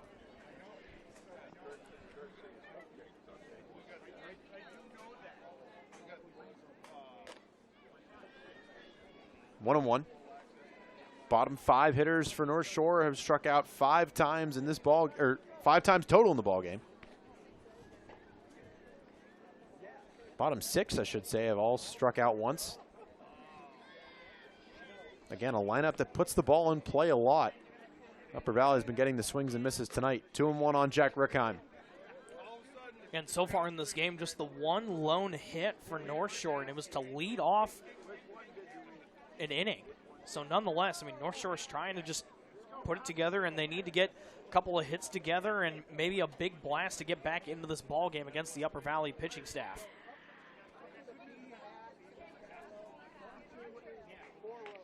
Roller towards first. Doing it himself is the first baseman, Bell. That retires the side. 1-2-3 go the Navigators. Halfway home, 6-0 all Nighthawks in this one. Back at you from Maxfield Sports Complex. Luke Fitzpatrick and CJ Boone. And so far in this one, CJ, everything going the way of the Upper Valley Nighthawks. And with a doubleheader tomorrow in Keene, things are looking bleak for North Shore in the near future. Well, and especially, too, I mean, the fact that you already had to go to the bullpen in the bottom half of the second inning of this ball game. And granted, Barrero's done a great job out of the bullpen. Now he's working into the bottom of the fifth, but nonetheless, I mean, you have a big doubleheader against Keene tomorrow. I mean, that's 14 innings that you have to try to figure things out and use at least two. You know, you're using 2 starters. Who knows how many bullpen arms are going to come through in that game, and also against a lineup in Keene who does a great job at the plate. And that's something that North Shore is really thinking about here. So if Barrero can get through this 4th inning and maybe work into the 6th inning, I mean, you'll take that any day of the week if you're North Shore. Yeah, Ismael Ontiveros Barrero has been really impressive so far. 3 innings, 2 hits, 1 earned, 2 walks, 2 strikeouts. Strike 1 here on Tim Dickinson. Bottom of the order due up for Upper Valley. Tim Dickinson, Cole Hewitt, and Anthony Greco. Bottom of the order has produced. They've been on base 4 times, and that one 0-2 on Dickinson. Walked in the 2nd, singled in the 3rd. Still 0-2. Ontiveros Barrero being asked to be an innings eater here in first game of a 3-game road trip. Upper Valley, their roster representing 17 different states. North Shore representing 13. Navigators putting the North Shore in the North Shore Navigators really more than they ever have. 18 of their 40 players on the roster, it's 45%, are either from hometowns in which are 30 miles from Fraser Field or go to school 30 miles from Fraser Field. That's impressive right there. I mean, so many guys that want to come be a part of this North Shore organization and just get some reps in the NECBL and, you know, gain some confidence as they head into their next spring season. And also just, I mean, the big-time showcase that the NECBL has for potential MLB organizations. Take a look at them. Blistered toward right. That's fair down the line. It'll go into the corner. Kingsbury's going to have to dig it out. He puts his hands up as it goes behind the tarp. So it'll be a double for Tim Dickinson. He's been on base all 3 times and a runner in scoring position immediately in the 5th. And this is just a good confidence boost for Tim Dickinson. I mean, he reached on a walk, came around to score, singled his last time up, now hits a double. I mean, he's really been trying to put together a complete game, and so far so good at the plate here tonight against North Shore. Just 2 of the 9 hitters tonight for North Shore qualifying in that category of grew up in or goes to school currently within 30 miles of Fraser Field. He's being Hunter Kingsbury and Jack Rickheim. Kingsbury, a native of Newbury, Massachusetts, and Rickheim, of course, from Georgia, but attends Harvard University. Hewitt was hit by a pitch in the 2nd and rolled out to 2nd in the 3rd. So Ontiveros Barrero steps off.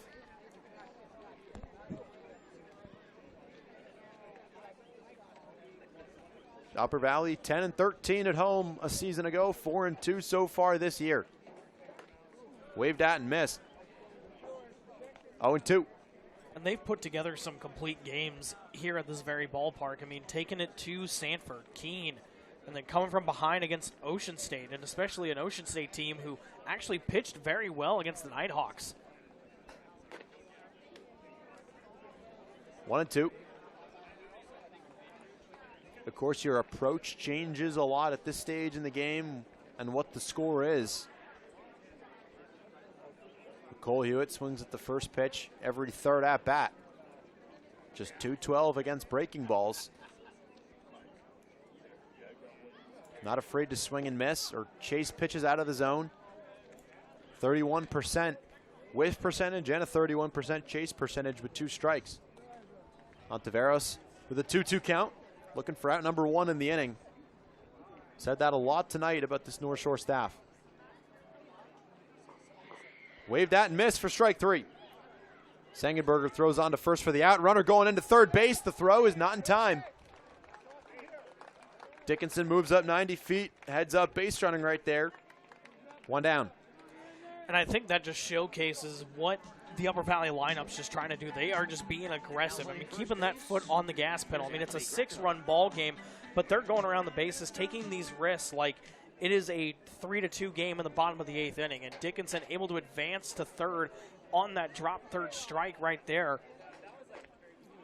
Plays a big dividend as this game progresses. Now Greco comes on in a run 90 feet away situation with just 1 out in the inning. Breaking ball, first pitch out of the right hand of Ontiveros Barrero for strike 1. Drops it in there. That one just low, according to Rick Force behind the plate. And I think something to point out as well is you have Ellis playing closer towards the second base bag, Rickheim over towards first. So a big hole opens up on the right side of the infield, but also Whitehill in on the grass again at third. So something to pay attention to. He already got Willie Hurt out when he had an easy ground ball hit to him. Willie Hurt ran home on contact. So let's see what happens here with Greco's at bat. Walking a strikeout so far for Anthony Greco. 2-2. Top of the order due up next. That's Frank Kelly. Great fadeaway changeup right there from the righty. I mean, Greco stood no chance. He was way out in front. It was on the outer half portion of the plate. In there, strike 3. Barrero gets Greco caught looking. Second time he's gone down by way of the K. Frank Kelly digging in with 2 outs and a runner on third. It's a great 2-strike backdoor breaking ball. Greco was not waiting for that backdoor breaking ball right there from Barrero, and nonetheless, Barrero doing a great job out of the bullpen. That's something we just have to point out is Barrero has been fantastic for North Shore tonight. Kelly homered in the loss in North Adams on Sunday from High Point University. He is a Carolina guy through and through, a native of Fort Mill, South Carolina, 5'10", 190. Heading into his senior season for the High Point Panthers. We talked about it the last time these two teams faced off, but Kelly has just gotten substantially better in each of his first 3 collegiate years.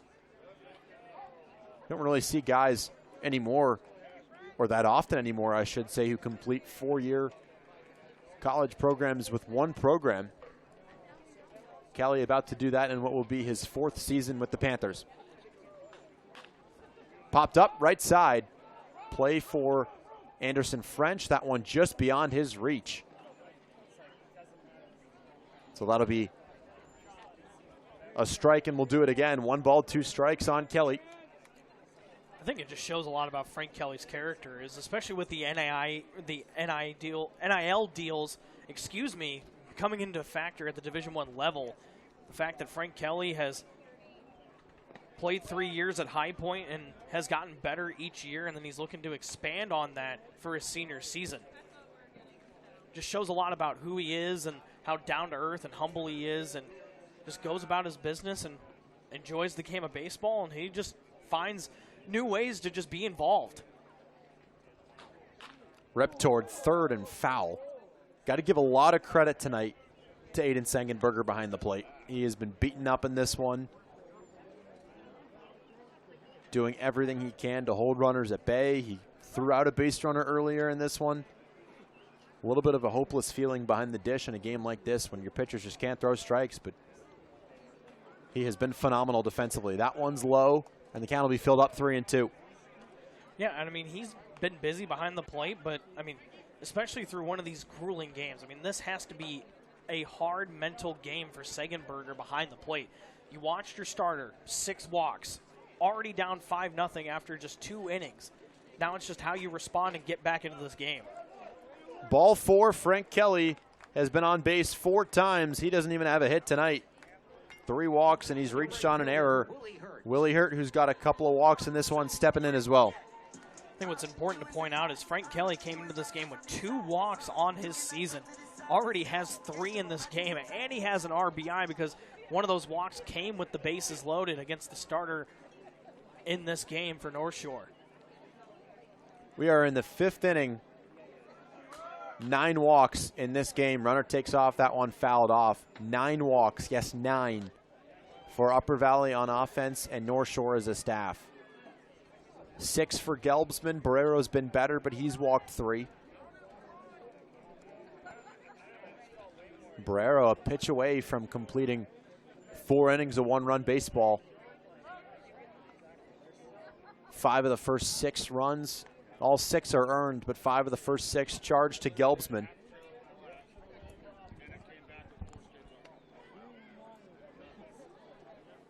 James Love on deck. That one is in there. 0-2. Frank Kelly just takes advantage and steals that base. No throw from Segenberger. And in this situation, you're just trying to get the batter out. You're already ahead 0-2. And especially for Barrero, starting this at bat, 71 pitches out of the bullpen, trying to get through 4 complete innings in this one. Hammered right back up the middle. It'll be a base hit. It'll drive in a couple of runs. Upper Valley has blown the doors off this game, 8-0 on a 2-run single for Willie Hurt. And that's just a good job from Willie Hurt at the plate. He took that pitch, went right back up the middle of it. Barrero got a glove on it, not able to come up with the catch, which would have been very impressive.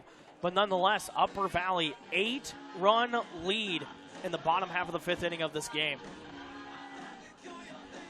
So James Love hit by a pitch, single, and a ground out in his 3 plate appearances. Well, more ducks on the pond. Willie Hurt at first base. And we're going to see a pitching change. Jack Hawk will go to the bullpen. Even if this is a loss for North Shore, as we see right there, Ontiveros Barrero getting some fist bumps. Not his finest work, but he did the job. We're going to take the break with them. 8-0. Nighthawks leading this one on an NECBL Plus. Some mid-inning shenanigans from the state of Vermont. Tell you, if somebody hits a rocket to the outfield, it might land in New Hampshire, how close we are to the New Hampshire border. Trying to see if she's going to end up finding James Love, and she did. Be James Love's girlfriend. President Noah Crane, the on-field host here at the Maxfield Sports Complex, having a little fun. Trying to keep the smiles going for Maxfield faithful as the Nighthawks have an 8-0 lead. Smiles all over the faces of that Upper Valley dugout. 8-0 lead in this one. Cam Freeman, right-hander, will stay out there on the mound. Connor Moriarty taking over at second base. A couple of changes.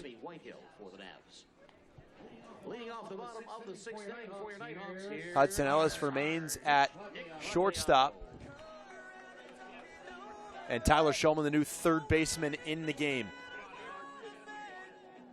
Keep you updated on some of those changes, but the bench getting dug into by Jack Hawk in this one. And it's especially, too, just getting some guys looks, even though it's a 8-0 lead that Upper Valley actually has. And, you know, for both sides, trying to get everybody else some opportunities, get them some action. I mean, that's what's important about the NECBL is being able to rotate guys in and showcases the talents that each of these rosters are able to have where no fear, go to the next guy. Guagliato takes that one downstairs. 2 balls and no strikes. No reason to nibble if you're Cam Freeman right now on the mound. Levi Jones on deck. 2-1. So Rickheim and Whitehill, the veterans for North Shore and in the NECBL, getting the rest of this one off. Dropped it in there, 2-2. Another confidence-boosting at-bat opportunity for Levi Jones. You got to like this move. If you're Upper Valley, you give him a couple chances in low-pressure spots. Not going to determine the result of this one, but could give him a chance to get off the schneid. Yeah, and just a guy that just wants to gain his confidence back at the plate. I mean, he walks around in a good mood all the time, but you know that sitting on that on-deck circle, hey, this is another opportunity for me to get better and to see more pitches. And it's a perfect opportunity to try to get that second hit and keep going. Got a piece, fouled it back. Always love to see some reactions right there behind the plate with a foul ball. Of course, no risk of it hurting anyone with the fence. 3 balls, 2 strikes, nobody out. Quagliato with a couple of walks already in this one. And that's downstairs, ball 4, walk number 10 of the ball game for North Shore on the mound. Quagliato's 3rd time down to first base via the walk tonight, and boost the on-base percentage. I mean, he doesn't care as long as he reaches first base. If it's a walk or a hit by pitch, drop 3rd strike, you name it. As long as he's able to help the team, Quagliato will take his base. Levi Jones flew out to left field in his first chance. Taking over for Jake Bell at first base. Flicks that one foul. So Freeman gets ahead 0-1. No walks for Upper Valley offensively in North Adams, 10 here tonight. Just absolutely night and day.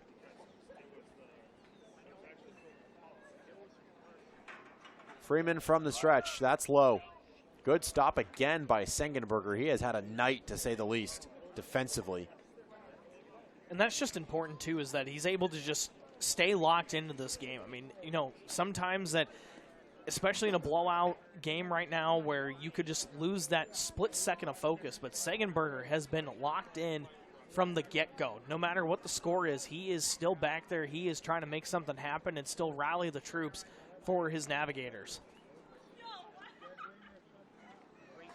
Runner goes, that one outside, throw down to second base, not in time. Still on base on Sengenberger, Quagliato into scoring position.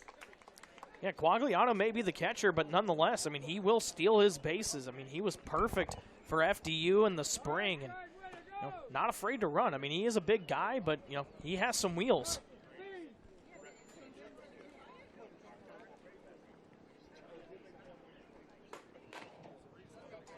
Three and one.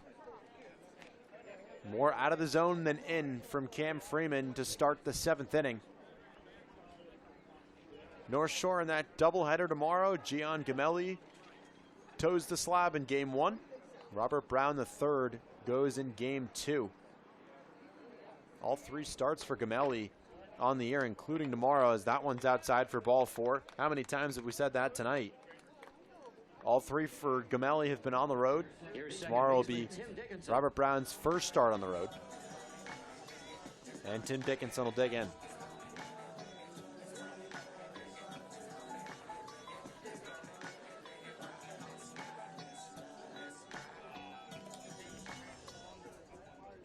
All in all, if you were to tell Jack Hawk in that top of the 2nd inning when he went out to the mound to get Aiden Gelbsman that it would be the 7th inning and he would only be on his 3rd arm of the night, I think he'd feel okay about that, even with the game out of reach at this point. I think that just showcases, how important that outing was from Barrero. Able to just keep North Shore just, afloat here. Yes, it's an 8-0 ball game. It's going to be hard to come back, especially for how good the Upper Valley Nighthawks pitching has been tonight, but for down the stretch, you're going to be talking about this, Luke, for the rest of this week, knowing that this was a key outing from Barrero to just try to extend the pitching staff. Yeah, it'll be looked back on at the end of this 7-game stretch. 48% strikes from the Navigators tonight on the mound. That's got to get better if they have any hopes of contending this season. That one's in there for a strike. 93 on the sinker from Freeman. Ground ball would be just what he's looking for right here. Dickinson's been on base all 3 times. 2-1.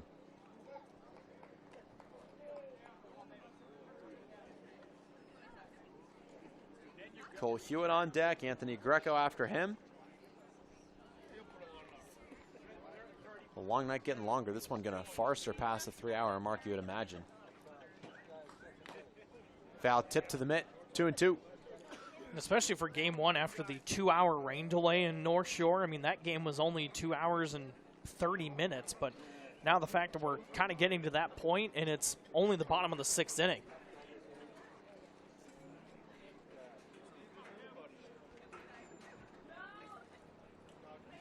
Freeman still looking for that first out. That's been one of the bigger problems tonight for North Shore on the mound. If it's 2-out damage, well, that's one thing. Been a struggle to get that first and second out of the inning. 3-2 on Dickinson. Showcases, too, how tough this Upper Valley lineup has been to get out. I mean, yes, North Shore hasn't really been attacking the strike zone as aggressively as we saw in game one, but also when they get into these 2-strike counts, they've been able to work those walks. Got a piece to hang in there. Long inning so far for Freeman.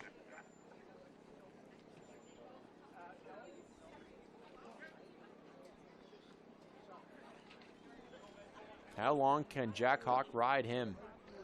I would have caught it. That's Brian. I'm not getting involved in this. 3-2. Another long look back at second. Got a piece to hang in there.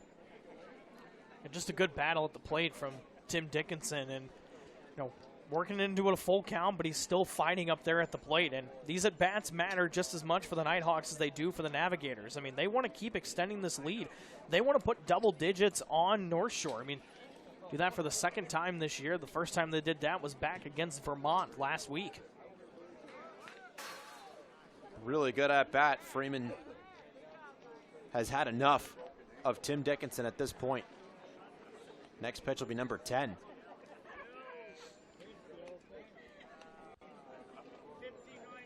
These are the at-bats. Dickinson, who's walked in the second, singled in the third, doubled in the fifth. Just pesky all night long from the left side. Freeman again from the stretch. I just don't know why you'd be focused on the base runner right now at this point in the game. 8-0.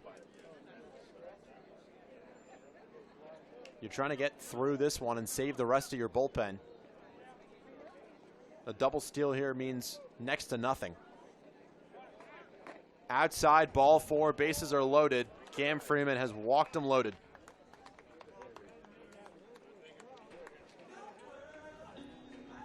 Collegiate coming up. And nobody coming out of the North Shore dugout right now. Not sure if there's any action down the left field line in the Navigators bullpen, but nonetheless, actually, here comes Sagan Burner trotting to the mound, and out from the third base dugout is the head coach, Jack Hawk.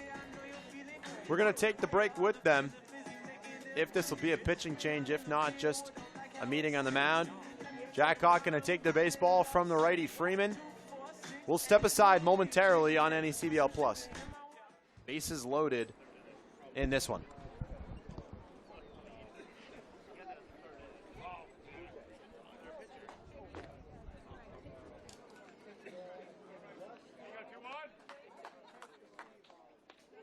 Seelig, the fourth arm tonight for the Navigators.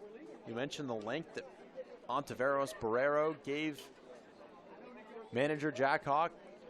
Same cannot be said about Cam Freeman. Freeman's final line, he recorded 1 out. Faced 5 batters, walked 3 of them, hit 1 of them. All 3 runners are his responsibility. Cole Hewitt with an opportunity to extend the lead to double digits, and Sengenberger will step off quickly and go out for a word with Seelig.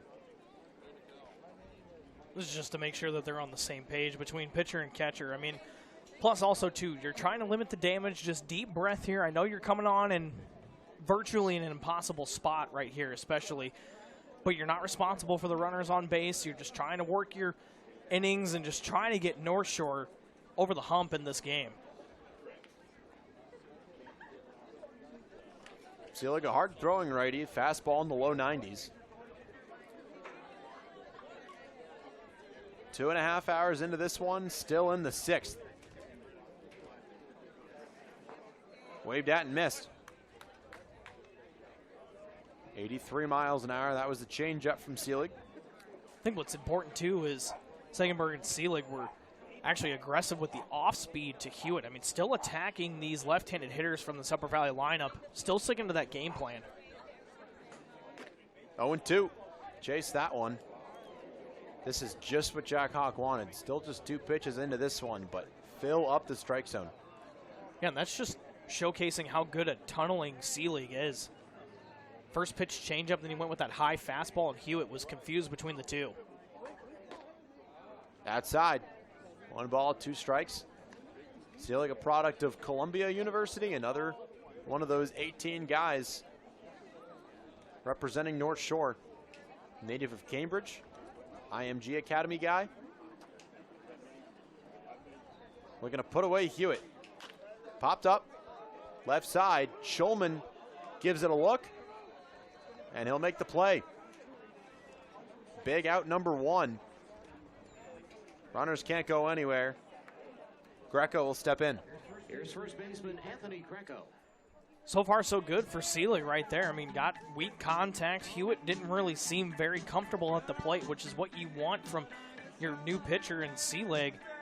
Nonetheless, did his job, got the weak contact, and now with just 1 away, you have a force at any bag, and you can just get a ball on the ground and just get out of this inning.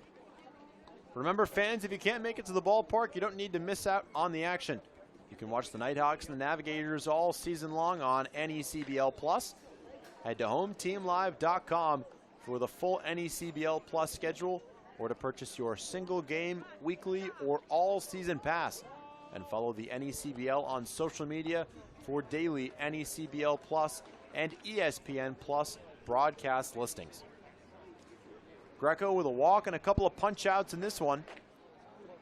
Seelig pitching from the stretch with an even count of 1-1 on the left-hander. Back to the top of the order after him, Frank Kelly, who's been on base all 4 times.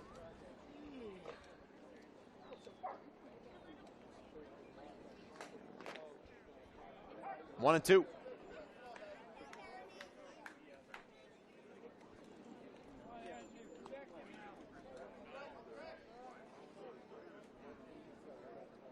Seelig just wrapped up his freshman season with the Columbia Lions.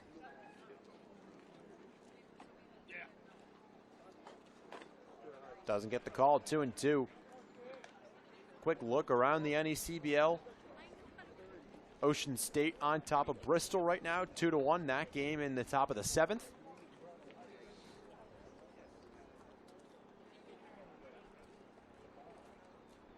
The 2-2. Swung on and missed, so Seelig gets a big K. 2 down in the inning. That's what you want to see right there from Seelig. I mean, weak contact from Hewitt, then gets the lefty Greco on strikes, and now he's got to face the top of this Upper Valley lineup with the bases loaded still. I mean, this is a big spot, and if you're able to just get out of this inning with no runs scored, I mean, that's a big momentum shift for North Shore. Swamp Bats trail the Martha's Vineyard Sharks 9-2. That game in the 5th inning.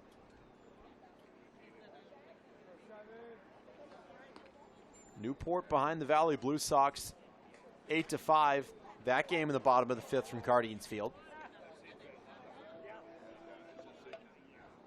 Sanford Mainers, who lead the North on top of the Mystic Schooners 3-1. Bottom 7 from Fetch High School in the state of Connecticut. Popped up, first base side. Anderson French looking for some room.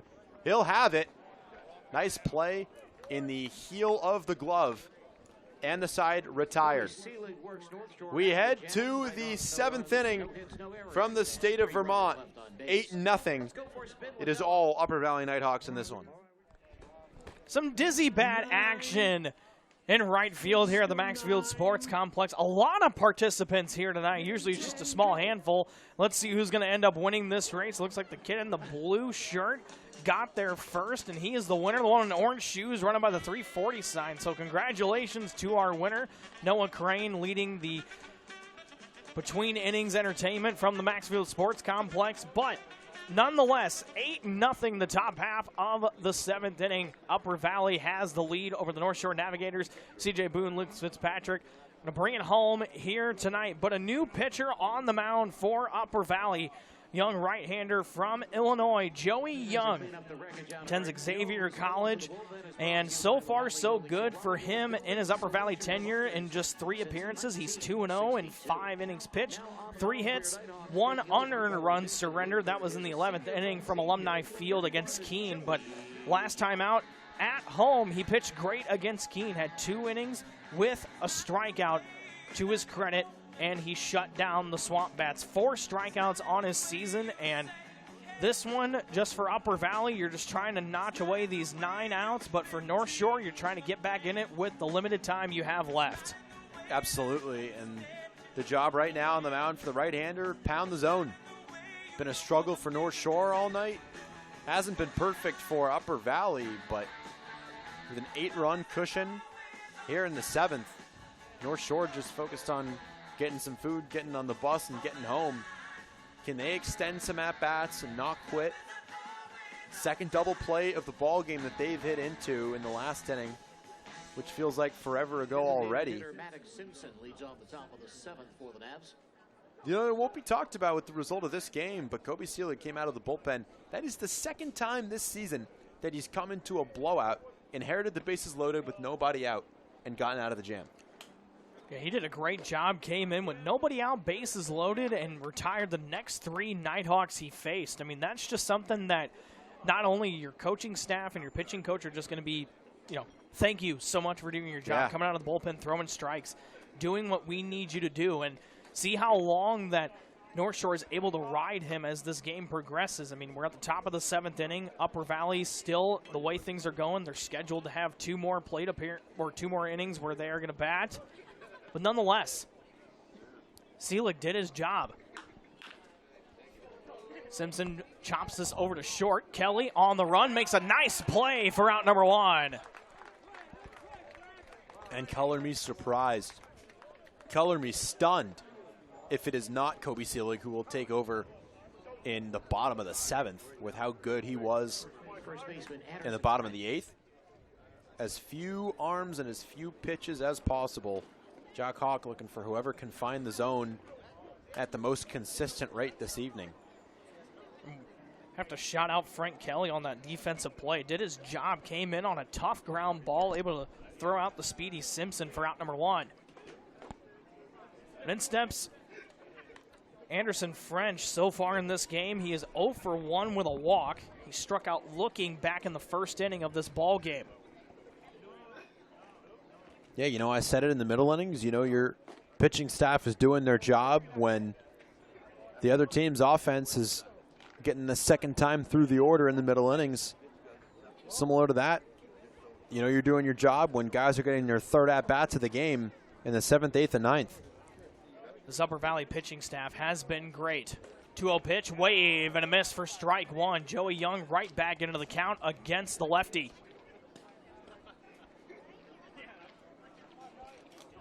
Again, the worst that can happen here is a solo home run. You can't be too worried about your statistics at this point. The 2-1 pitch. Fastball gets past Quagliato, and it's called a ball. It's 3-1. For Quagliato, who's just kind of asking, hey, where was that pitch? It looked good from up in the press box, but nonetheless, it's a 3-1 count to Anderson French. I think if Quagliato makes that catch behind the plate, that's called a strike all day long. For some reason, umpires have always had that thing where if the ball's not caught, it doesn't look as good. Rick Force calling that one a ball. Yeah, right, you mentioned it right there. I mean, that's something that's very common in baseball, especially in modern day. 3-1 home. A foul to the screen, and we'll do it again. I know there's some mixed opinions on the new ABS system in Major League Baseball. Personally, I am a big supporter of pitch framing from catchers being a part of the game. I still think it is a little bit of a part. But I do love how it decreases moments like that where the pitch that's a strike. Payoff pitch is swung on and missed for strike 3. So Joey Young, so far so good out of the bullpen. There are 2 away. Here's third baseman Tyler Schulman. Second strikeout for French tonight. 8 punch-outs for North Shore offensively and 2 double plays. Still only 1 hit. It's been a quiet scorebook for the visitors tonight. And, I mean, going back to the ABS conversation, Luke, I mean, yeah, it's one of those moments where, like, yes, you want to get the call right. And I think also, too, it expands the strike zone a little bit. Because now if it's touching the black, it's actually a strike. I mean, it could be you see all these challenges be overturned by less than 1/10 of an inch in Major League Baseball. So, I mean, it kind of just changes the game. But, I mean, you want to make sure the call's right. It's a big change to see in Major League Baseball.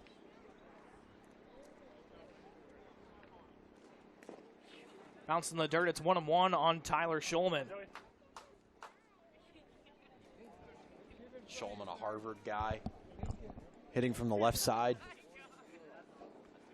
One of 3 Harvard Crimson players for this North Shore team. All he's looking to do is try to get it started here with 2 outs. Trying to just bring that momentum back to North Shore. Young's 1-1 pitch. Wave and a miss for strike 2. Joey Young looking for back-to-back strikeouts here in the top half of the 7th inning. Schulman, 222, 333 on base. 3 RBIs, 3 walks, a double. Coming into action tonight. This is his first plate appearance. The 1-2 from Young. Swing and a miss for strike 3. Joey Young does his job in the top half of the 7th and works a scoreless inning. It's time for the safety dance from Maxfield Sports Complex. 8-0 Upper Valley as we head to the bottom half of the 7th on NECBL Plus. Everybody getting up and groovy, shaking their tail feathers from the Maxfield Sports Complex for the 7th inning safety dance. CJ Boone, Luke Fitzpatrick on the call. 8-0 our score. Upper Valley over the North Shore Navigators on NECBL Plus. Colby Sealing on the mound, and rightfully so. He pitched great coming out of the bullpen, inheriting a bases-loaded jam. Struck out 1 to end the inning. Only took 11 pitches to get out of the jam against the Upper Valley Nighthawks. You got any moves to show off, CJ? I mean, I'm thankfully no one's really able to see us, but I mean, we were kind of getting groovy when the safety dance started playing. I mean, yeah. It's just one of those Upper Valley Nighthawks staples where instead of it being the 7th inning stretch where you sing "Take Me Out to the Ball Game," or I mean, I have never experienced it personally, but Fenway Park with Sweet Caroline. It's amazing. I can tell you from my own experience going multiple times a year. We go to the bottom of the Fenway 7th Park. Of course, I'm biased, but amazing atmosphere. I'm excited to go there. I'm planning on going there on one of our off days in July, so I'm hoping to have a great experience. Never been to Fenway. I'll send you pictures, Luke. And be Yeah, like, yep, absolutely. you were right. But in steps Willie Hurt. First pitch from Sealing is in there for a called strike 1. Willie Hurt's been on base 3 times tonight. 12 walks as a staff for North Shore. Just pound the zone. You can feel Jack Hawk begging. Wave and a miss for strike 2. Changeup from Seelig right there to get Willie Hurt way out in front, and especially a man who's 1 for 2 in this game with a strikeout, but he has 3 RBIs. Walked with the bases loaded in the bottom half of the 2nd, and then he had a 2-run single back in the 5th inning. The 0-2 pitch. Breaking ball in the dirt for a ball. It's 1-2.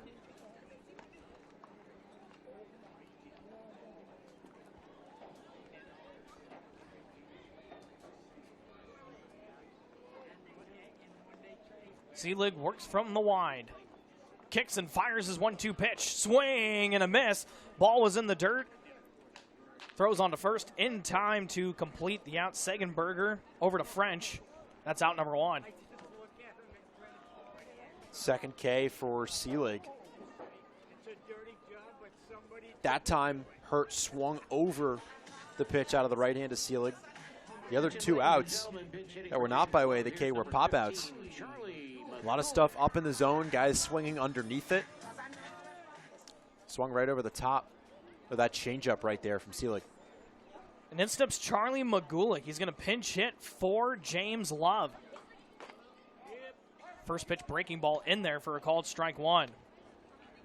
Man attended Rider University, but he recently committed to the University of Maryland, product of Arnold, Maryland.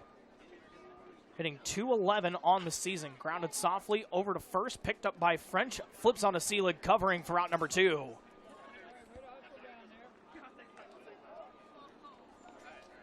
So far, the most effective that an arm for North Shore has been. An inning in 2/3, he's retired all 5 batters that he's faced.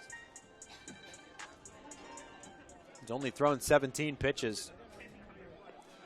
I wouldn't be shocked if we see him finish this inning and then get the 8th as well. He's been so nonchalant on the mound. Just grabs the baseball, gets right back up there, and he just, I mean, it's his normal mentality nonetheless, but I mean, especially in this spot, I mean, it's a blowout game, and you're just trying to log those outs and keep your team in it the best you can, and that's just, you know, not phasing him in this game. Owen Borman lined right back up the middle into center field for a base hit. A 2-out single for Cam Boardman, his first on the night, keeping Upper Valley alive here in the bottom half of the 7th. Nearly took Kobe Seelig's head right off there, just right back where it came from. 5th hit tonight for Upper Valley. Still only 1 hit offensively for North Shore. Now in steps the catcher, Nick Quagliato, for his 5th at-bat of this game. He's 0 for 1 officially, but he has 3 walks in this game and a stolen base. Yeah, he's been making things happen. On base 3 times, still hasn't scored a run. He's got 3 of those 12 walks in the ball game.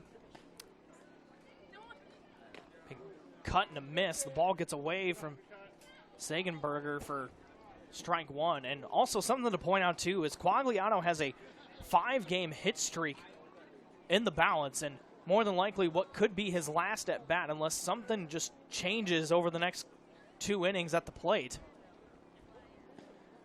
Quagliato 0 for 1 in this game, has 3 walks. Bourneman extended the inning with a 2-out single. Quagliato looking to pass the baton here. 0-1 pitch. Breaking ball on the outside corner for a strike. It's quickly 0-2. I think what's been so impressive is Seelig has just been dominant straight out of the bullpen, just attacking these Upper Valley hitters. Ahead 0-2 here. Kicks and fires the pitch in the dirt for a ball. The throw down to second is well in time to get Boardman trying to advance on the dirt ball read. But nonetheless, Seelig works a scoreless bottom half of the 7th inning. It's 8-0 Nighthawks as we head to the top half of the 8th right here on NECBL Plus. 8-0 your score here in the top half of the 8th inning. Charlie Magulik will stay in the game. He will play first for the rest of the night, followed by a new third baseman into the game, Alejandro Puig, as Charlie Magulik pinched hit for James Love. So he will slot into James Love's spot in the batting order, and then Anthony Greco's spot in the batting order will be taken over by Alejandro Puig if we get there in the bottom half of the 8th inning. But Joey Young out there for the top half of the 8th inning, and rightfully so, just took 13 pitches to retire the Navigators. Struck out 2 along the way in this ball game. And just how bad has the North Shore offense been tonight? Their lone hit was in the 2nd batter of the game. That was Hudson Ellis. In 5 of the 6 innings since then, Upper Valley has faced the minimum. 3 hitters. 2 double plays. Caught stealing. A dreadful night at the plate in what is going to be a 9th loss for North Shore. So Sagenberger will lead things off, and then followed up by Grant Hunter and Jack Rickheim at second in the 9th spot. Actually, it'll be Moriarty, defensive substitution earlier in this game. Yeah, Aiden Sagenberger deserves to get the chance to finish this game with how remarkable he's been behind the plate defensively. Hasn't been his day at the plate. Double play and struck out in the 5th inning. Finds himself down 0-1 to Joey Young. 0-1 from Young. Swing and a miss at that fastball, and it's quickly 0-2 from the right-hander. Jay Slater away from the team right now, so 3 catcher options between Sengenberger, Likas, and Anderson French. Joey Young attended Xavier in the spring. In his first season, went 0-1 in 10 appearances. 0-2 pitch. Fastball upstairs for a ball. It's 1-2. Xavier, a big rival school of the Dayton Flyers.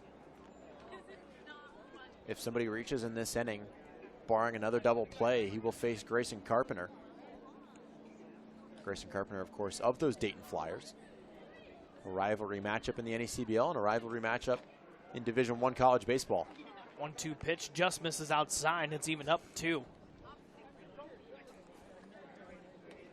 And I think that's just something that's just special about the NECBL is you face some key rivalry matchups, but also you get some guys that, matchups that you're not really going to see very often. 2-2 pitch. Wave and a miss for strike 3. The 3rd strikeout in a row for Joey Young. There's 1 away here in the top half of the 8th. Charlie McGulick now in at first base, and tonight's mystery Nighthawk. Uncharacteristic tonight from the Navigators. Next up for the Navigators, here's left fielder Grant. 11 Ks.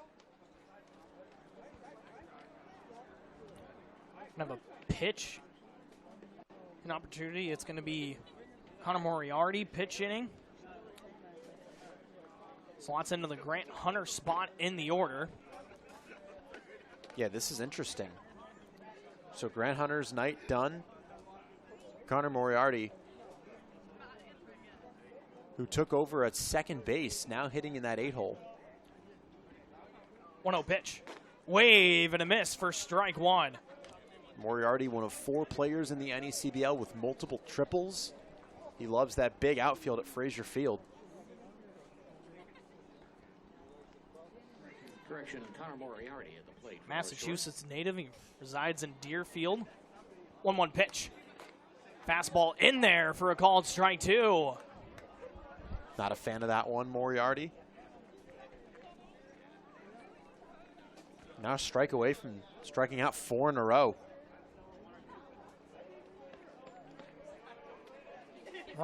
Moriarty steps in.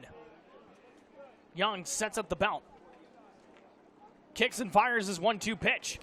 Check swing. Did he go? Yes, he did, says the first base umpire. It is the 4th straight strikeout for Joey Young. There are 2 away here in the top half of the 8th inning. Moriarty did not like that call, and Jack Hawk coming out for a conversation as well. I think that absolutely a product. I don't think Moriarty went around at all. And I think Jack Hawk just trying to say, I understand the situation in the game. I understand we all want to go home, but let our guys play. Let our guys get some at-bats. I think Moriarty feels the same way. He kind of scoffed at that call. Didn't really care if he went around or not, but just wanted another chance to swing the bat. A late entry into this one, of course. And Danny Flynn pinch hitting here as well. Northeastern product Danny Flynn steps in from the left side. First pitch he sees, fastball right there for a called strike 1. I talked to Danny before the game. That 10-day stretch in which he had to sit down with a hamstring injury, he said it was tough.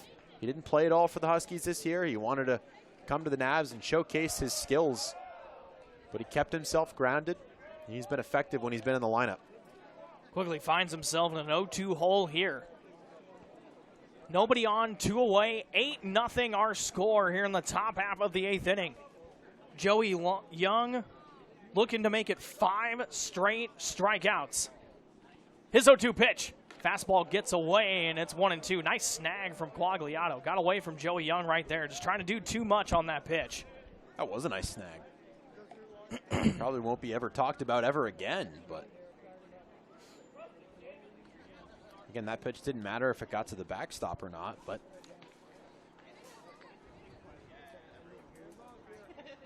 some appreciation showing up here in the booth. The 1-2 from Young. Fastball inside for a ball, and it's evened up at 2. Good take right there from Danny Flynn. I mean, he's been sitting the entire game, comes on here in the top half of the 8th inning, and a pinch hit opportunity. We're going to get things started here with 2 outs in the inning. Joey Young kicks and fires his 2-2 pitch, gets away, and it's run full. It's 3-2.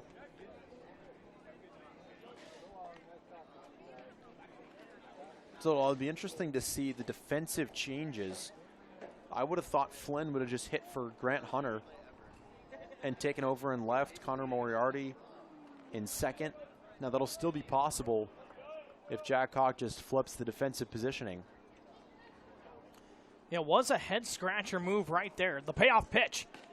Fastball misses inside, ball 4. Danny Flynn works a 2-out walk here in the top half of the 8th inning. Snaps the 4 straight strikeouts from Joey Young. Flips the lineup over for North Shore. Good professional at bat by Flynn. Gets an opportunity late in the game. Sees a lot of pitches.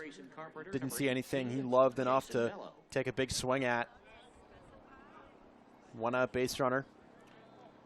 And Jason Bello pinch hitting for Carpenter. So it's a Dayton Flyer matchup against the rival Xavier. Bello stands in for his first plate appearance of the night. This will be interesting. Bello can play in the corner outfield, so maybe Bello will take over in left. I don't know. I'll be very interested to see the defensive positioning in the 8th inning. Nonetheless, it's just safe to assume that the scorebook is going to be a mess here in the bottom half of the 8th inning. Flynn takes his lead at first. 1-1 pitch. Lofted in the air, right side, out of play. It's 1-2. And Bello got out to a really slow start to the season, but he had a couple of hits in the loss against Ocean State on Sunday. Seeing the ball a little bit better.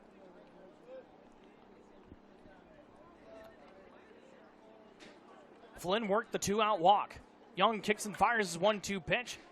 Popped up right side, coming over to give a look, is hurt. He can't make the catch in foul ground, and we'll see another pitch. Yeah, screen in the bullpen getting in the way there. Maybe if that wasn't there, that would be an out. We heard all smiles after that one, saying none hurt here. We'll just get him right here. Runner was taken off on the pitch. Flynn. It's not really going to matter much, just trying to get into scoring position with 2 away. 1-2 to Bello. Fastball misses high, throw down to first, not in time. Flynn back in safely.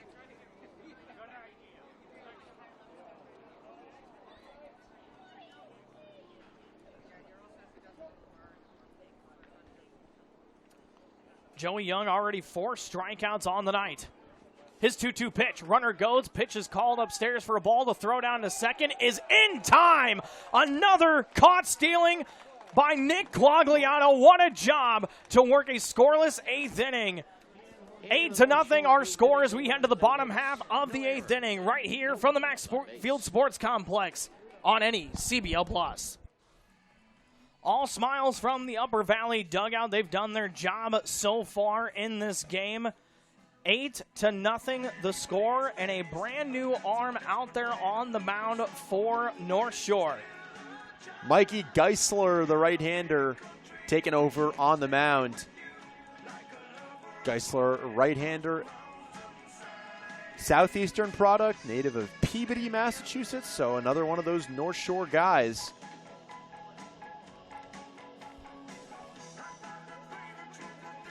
Fifth arm tonight for the Navigators, just looking to take them home. How about Kobe Seelig tonight? No runs in 2 innings pitched. Geisler making his 4th appearance of the summer, pitching to a 9.0 ERA. 2 innings, 3 hits, 2 runs, both of those earned. 7 walks and 1 strikeout. So the big problem for him has been filling up the zone as well. 12 walks tonight for North Shore as a staff. 1 more would be a season high. And for Geisler, I mean, you're coming in out of the bullpen in a non-factor game. I mean, whatever you do in this inning is not really going to affect the outcome of this ball game, but also, too, an opportunity for him to kind of turn some heads coming out of that bullpen. He's been struggling with the command, but if he can just work a 1-2-3 inning, kind of send this game back to the top half of the 9th inning, able to call it a day, that would be huge for North Shore. To the bottom of the 8th we go, and back in the batter's box, it's Nick Quagliato. But in steps Nick Quagliato. It's the lead off the inning after a caught stealing by Cam Boardman on a pitch that was in the dirt. Segenberger is going to take a timeout because his catcher's gear was a little loose, but also, too, on Sunday, July 26th, the NECBL's best will head to Sanford, Maine, and the home of the Sanford Mainers for the 2026 NECBL All-Star Game. Don't miss this marquee event of the summer. Visit asg26.necbl.com for more information. Defensive changes to catch you up on for the Navigators. Hunter Kingsbury slots to center field. Jason Bello, the new left fielder in the game. Tyler Schulman stays at third base. Jack Rickheim coming out at second for Connor Moriarty. Danny Flynn takes over in right.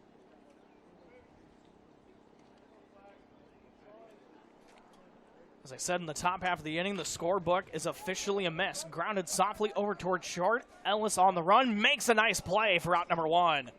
A great play by Ellis, and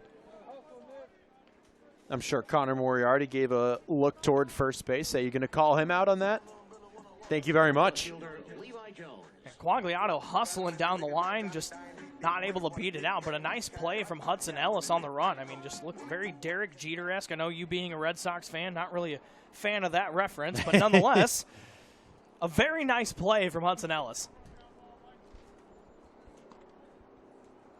In steps Levi Jones for the third time tonight.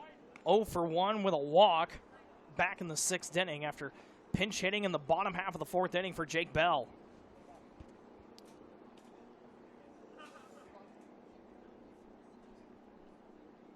The 0-1 pitch. Breaking ball in there for a called strike 2. Yeah, Jones walked his last time up, and when you're going bad, even just feeling first base under your feet feels good. You get on first, gives you confidence you can get back there. Geisler's 0-2 pitch. Fastball inside for a ball. It's 1-2.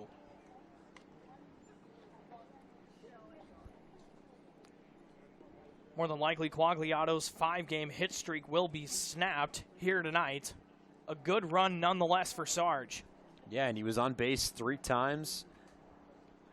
1-2 to Jones. Breaking ball inside for a ball. It's quickly evened up at 2. Still a really productive night. Navs have been caught stealing on the bases twice, 3 times in the matchup, the last time between these two teams. So Quagliato has thrown out 5 base stealers for North Shore. 2-2 to Jones. Going to foul back to the screen. Staying alive is Levi Jones. I mean, barely staying alive on that swing. I mean, that pitch was as late on it as you can imagine. Yeah, 93 miles an hour, the heater. Mikey Geisler with that live right-handed arm of his. Good friends with his teammate Jack Sarno. Jack Sarno telling me earlier this year, if I could take a pitch from a guy on the staff's arsenal, it would be Mikey Geisler's fastball. Jones grounds it softly over to Ellis at short. He'll pick it up, fire on the first in time for out number 2. Second baseman, Tim Dickinson. Back-to-back 6-3 putouts to begin action in the bottom half of the 8th, and now in steps Tim Dickinson. 2 for 2 in this game. He's reached all 4 times he's been to the plate. Now steps in for at-bat number 5. Has 2 walks, a single, and a double. Yeah, productive night for Tim Dickinson. This bottom of the order has been on base 6 times. 4 of those for Dickinson. Cole Hewitt's been on base. Anthony Greco's been on base. Everybody in the lineup has been on base at least once. 6 of the 9 have been on base multiple times. That's just getting it done at the plate. I mean, Still just 5 hits in the game for Upper Valley. 6 total base hits tonight. The 1-1 to Dickinson. Wave and a miss for strike 2. Good pitch from Geisler. It's quickly 1-2 on Tim Dickinson.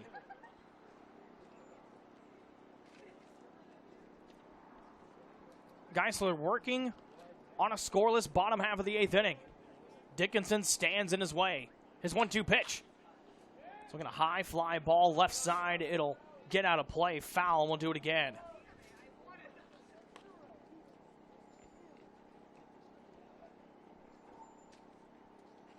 Nice souvenir for that fan down there. The only one over there.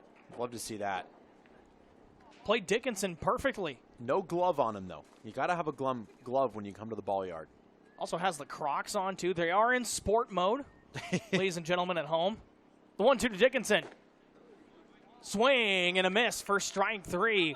Michael Geisler works a scoreless bottom half of the 8th inning. Last chance for North Shore. Upper Valley 3 outs away from another win at home. It's 8-0 as we head to the top half of the 9th right here on NECBL Plus. Beautiful night for baseball from the Upper Valley. 8-0 your score. Upper Valley Nighthawks on top of the North Shore Navigators. And also a place that is beautiful. The Hotel Coolidge is the Upper Valley's most unique and historic hotel. Located in the heart of downtown White River Junction, the Hotel Coolidge offers friendly hospitality, charming accommodation, and unbeatable convenience. Proud to be the official hotel of the Upper Valley Nighthawks.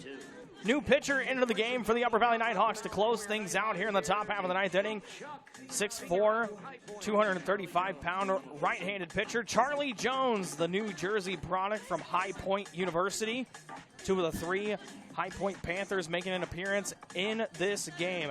And so far, so good in 3 appearances. Has 5 total innings pitched, 3 hits, 2 unearned surrendered, with 6 strikeouts on the year. The returning Nighthawk, so far, so good. Last time out, he had a great night against Vermont. Pitched 2 innings, a scoreless baseball, surrendered 2 hits, and added 2 more strikeouts to his total.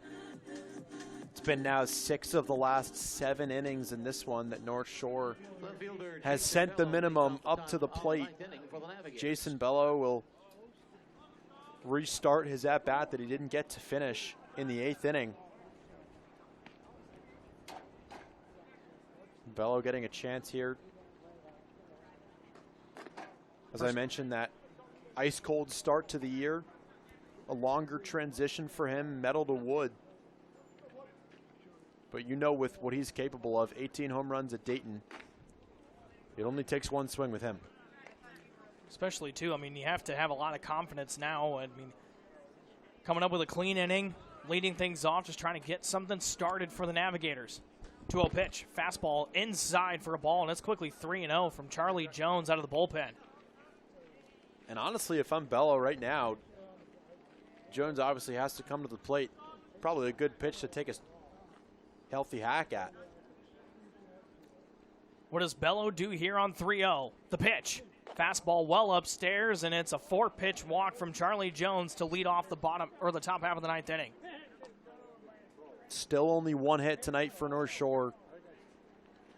Shortstop Hudson Ellis. 2 opportunities with runners in scoring position. Those, of course, haven't mattered. Hudson Ellis, the guy who had that only hit of the game way back in the 1st inning.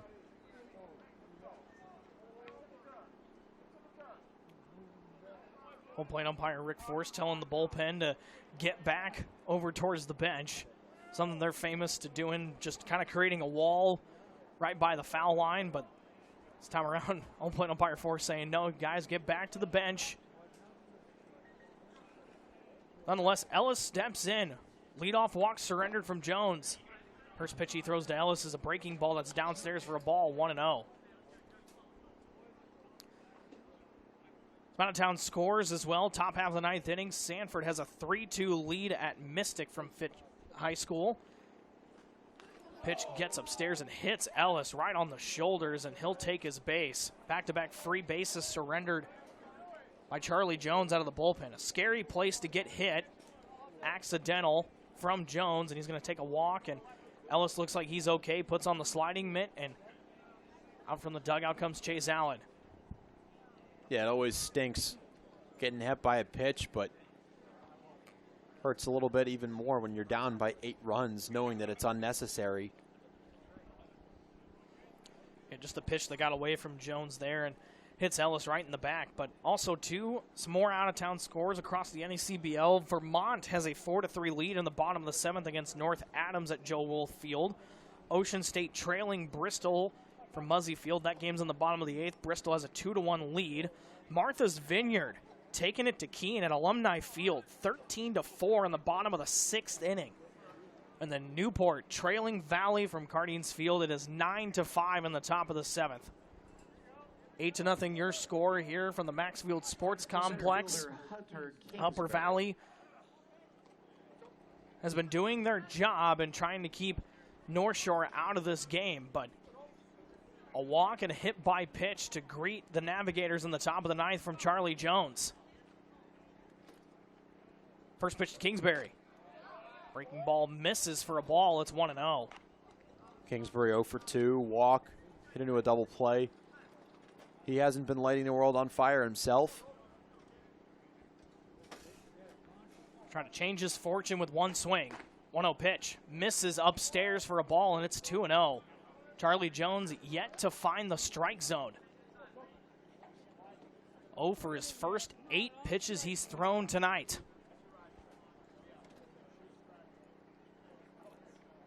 Checks on Bello at second, kicks and fires the pitch. In there for a called strike 1.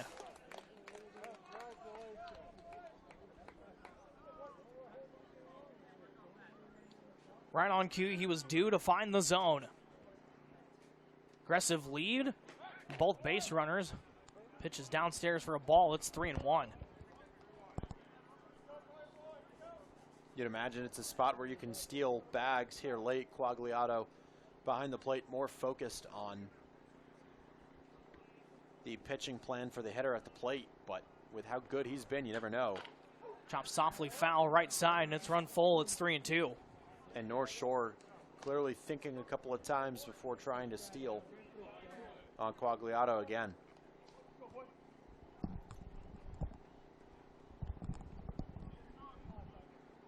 Two on, nobody out. The payoff pitch from Jones. Grounded softly over to third, picked up by Puig. He goes for the tag on Bayo, and he says he's out. Says the third base umpire, and good job from Alejandro Puig to get an out on that play. He was trying to turn 2, but nonetheless, you'll take the out on Bello right there. Yeah, you get the out on the lead runner. Kingsbury aboard at first base, but no problem right there. You're one out closer to winning this game. So Kingsbury will take over at first, and then Ellis will move up to second on the play. In steps Maddox Simpson. 0 for 3 in this game. First pitch he sees is a breaking ball in there for a called strike 1.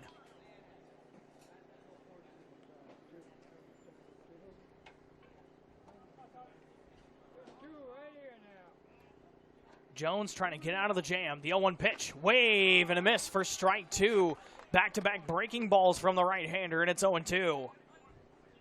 Hasn't been Simpson's night at the dish. Grounded out to short twice, struck out. Anderson French on deck with a couple of Ks in the ball game. Simpson just trying to pass the baton to the next guy. The 0-2 from Jones. Breaking ball downstairs for a ball. It's 1-2.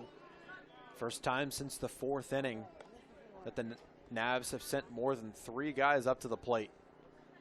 They're going to need not only a better offensive approach, but a night and day better offensive approach and results in this stretch of what's going to be 6 games in 4 days after tonight. Excuse me, swing from Simpson to stay alive, and it's still 1-2. And it's just a different approach at the plate tonight from both teams. I mean, North Shore was very aggressive all night in game 1 against these two teams, and Upper Valley was very timid at the plate and didn't get their first hit until the 6th inning of that game. Script's been flipped on its head tonight. The 1-2 from Jones. Wave and a miss for strike 3. Charlie Jones climbs the ladder, gets Simpson swinging, and North Shore is down to their final out tonight. First baseman Anderson French. Simpson's second strikeout. He looks a little lost at the plate right now. And French, a guy who's struck out looking and struck out swinging. Just one that you want to flush and spit out if you're North Shore tomorrow. Quick turnaround. Breaking ball in there for a called strike. Have to find a way to get rest tonight. Back on the road for a couple tomorrow. a good opportunity against Keene. I mean, going to Alumni Field. Yeah. Swamp Bats have beat the Navigators twice this year. But you got your two best arms going in that one, and Robert Brown and Gian Gamelli. Just fill up the zone. That's the biggest takeaway tonight. Upper Valley will hit the road, go down to Rhode Island to take on Ocean State for the second time this year. The 1-1 from Jones. Breaking ball in there for a called strike two. So Upper Valley just one strike away from putting this game to bed.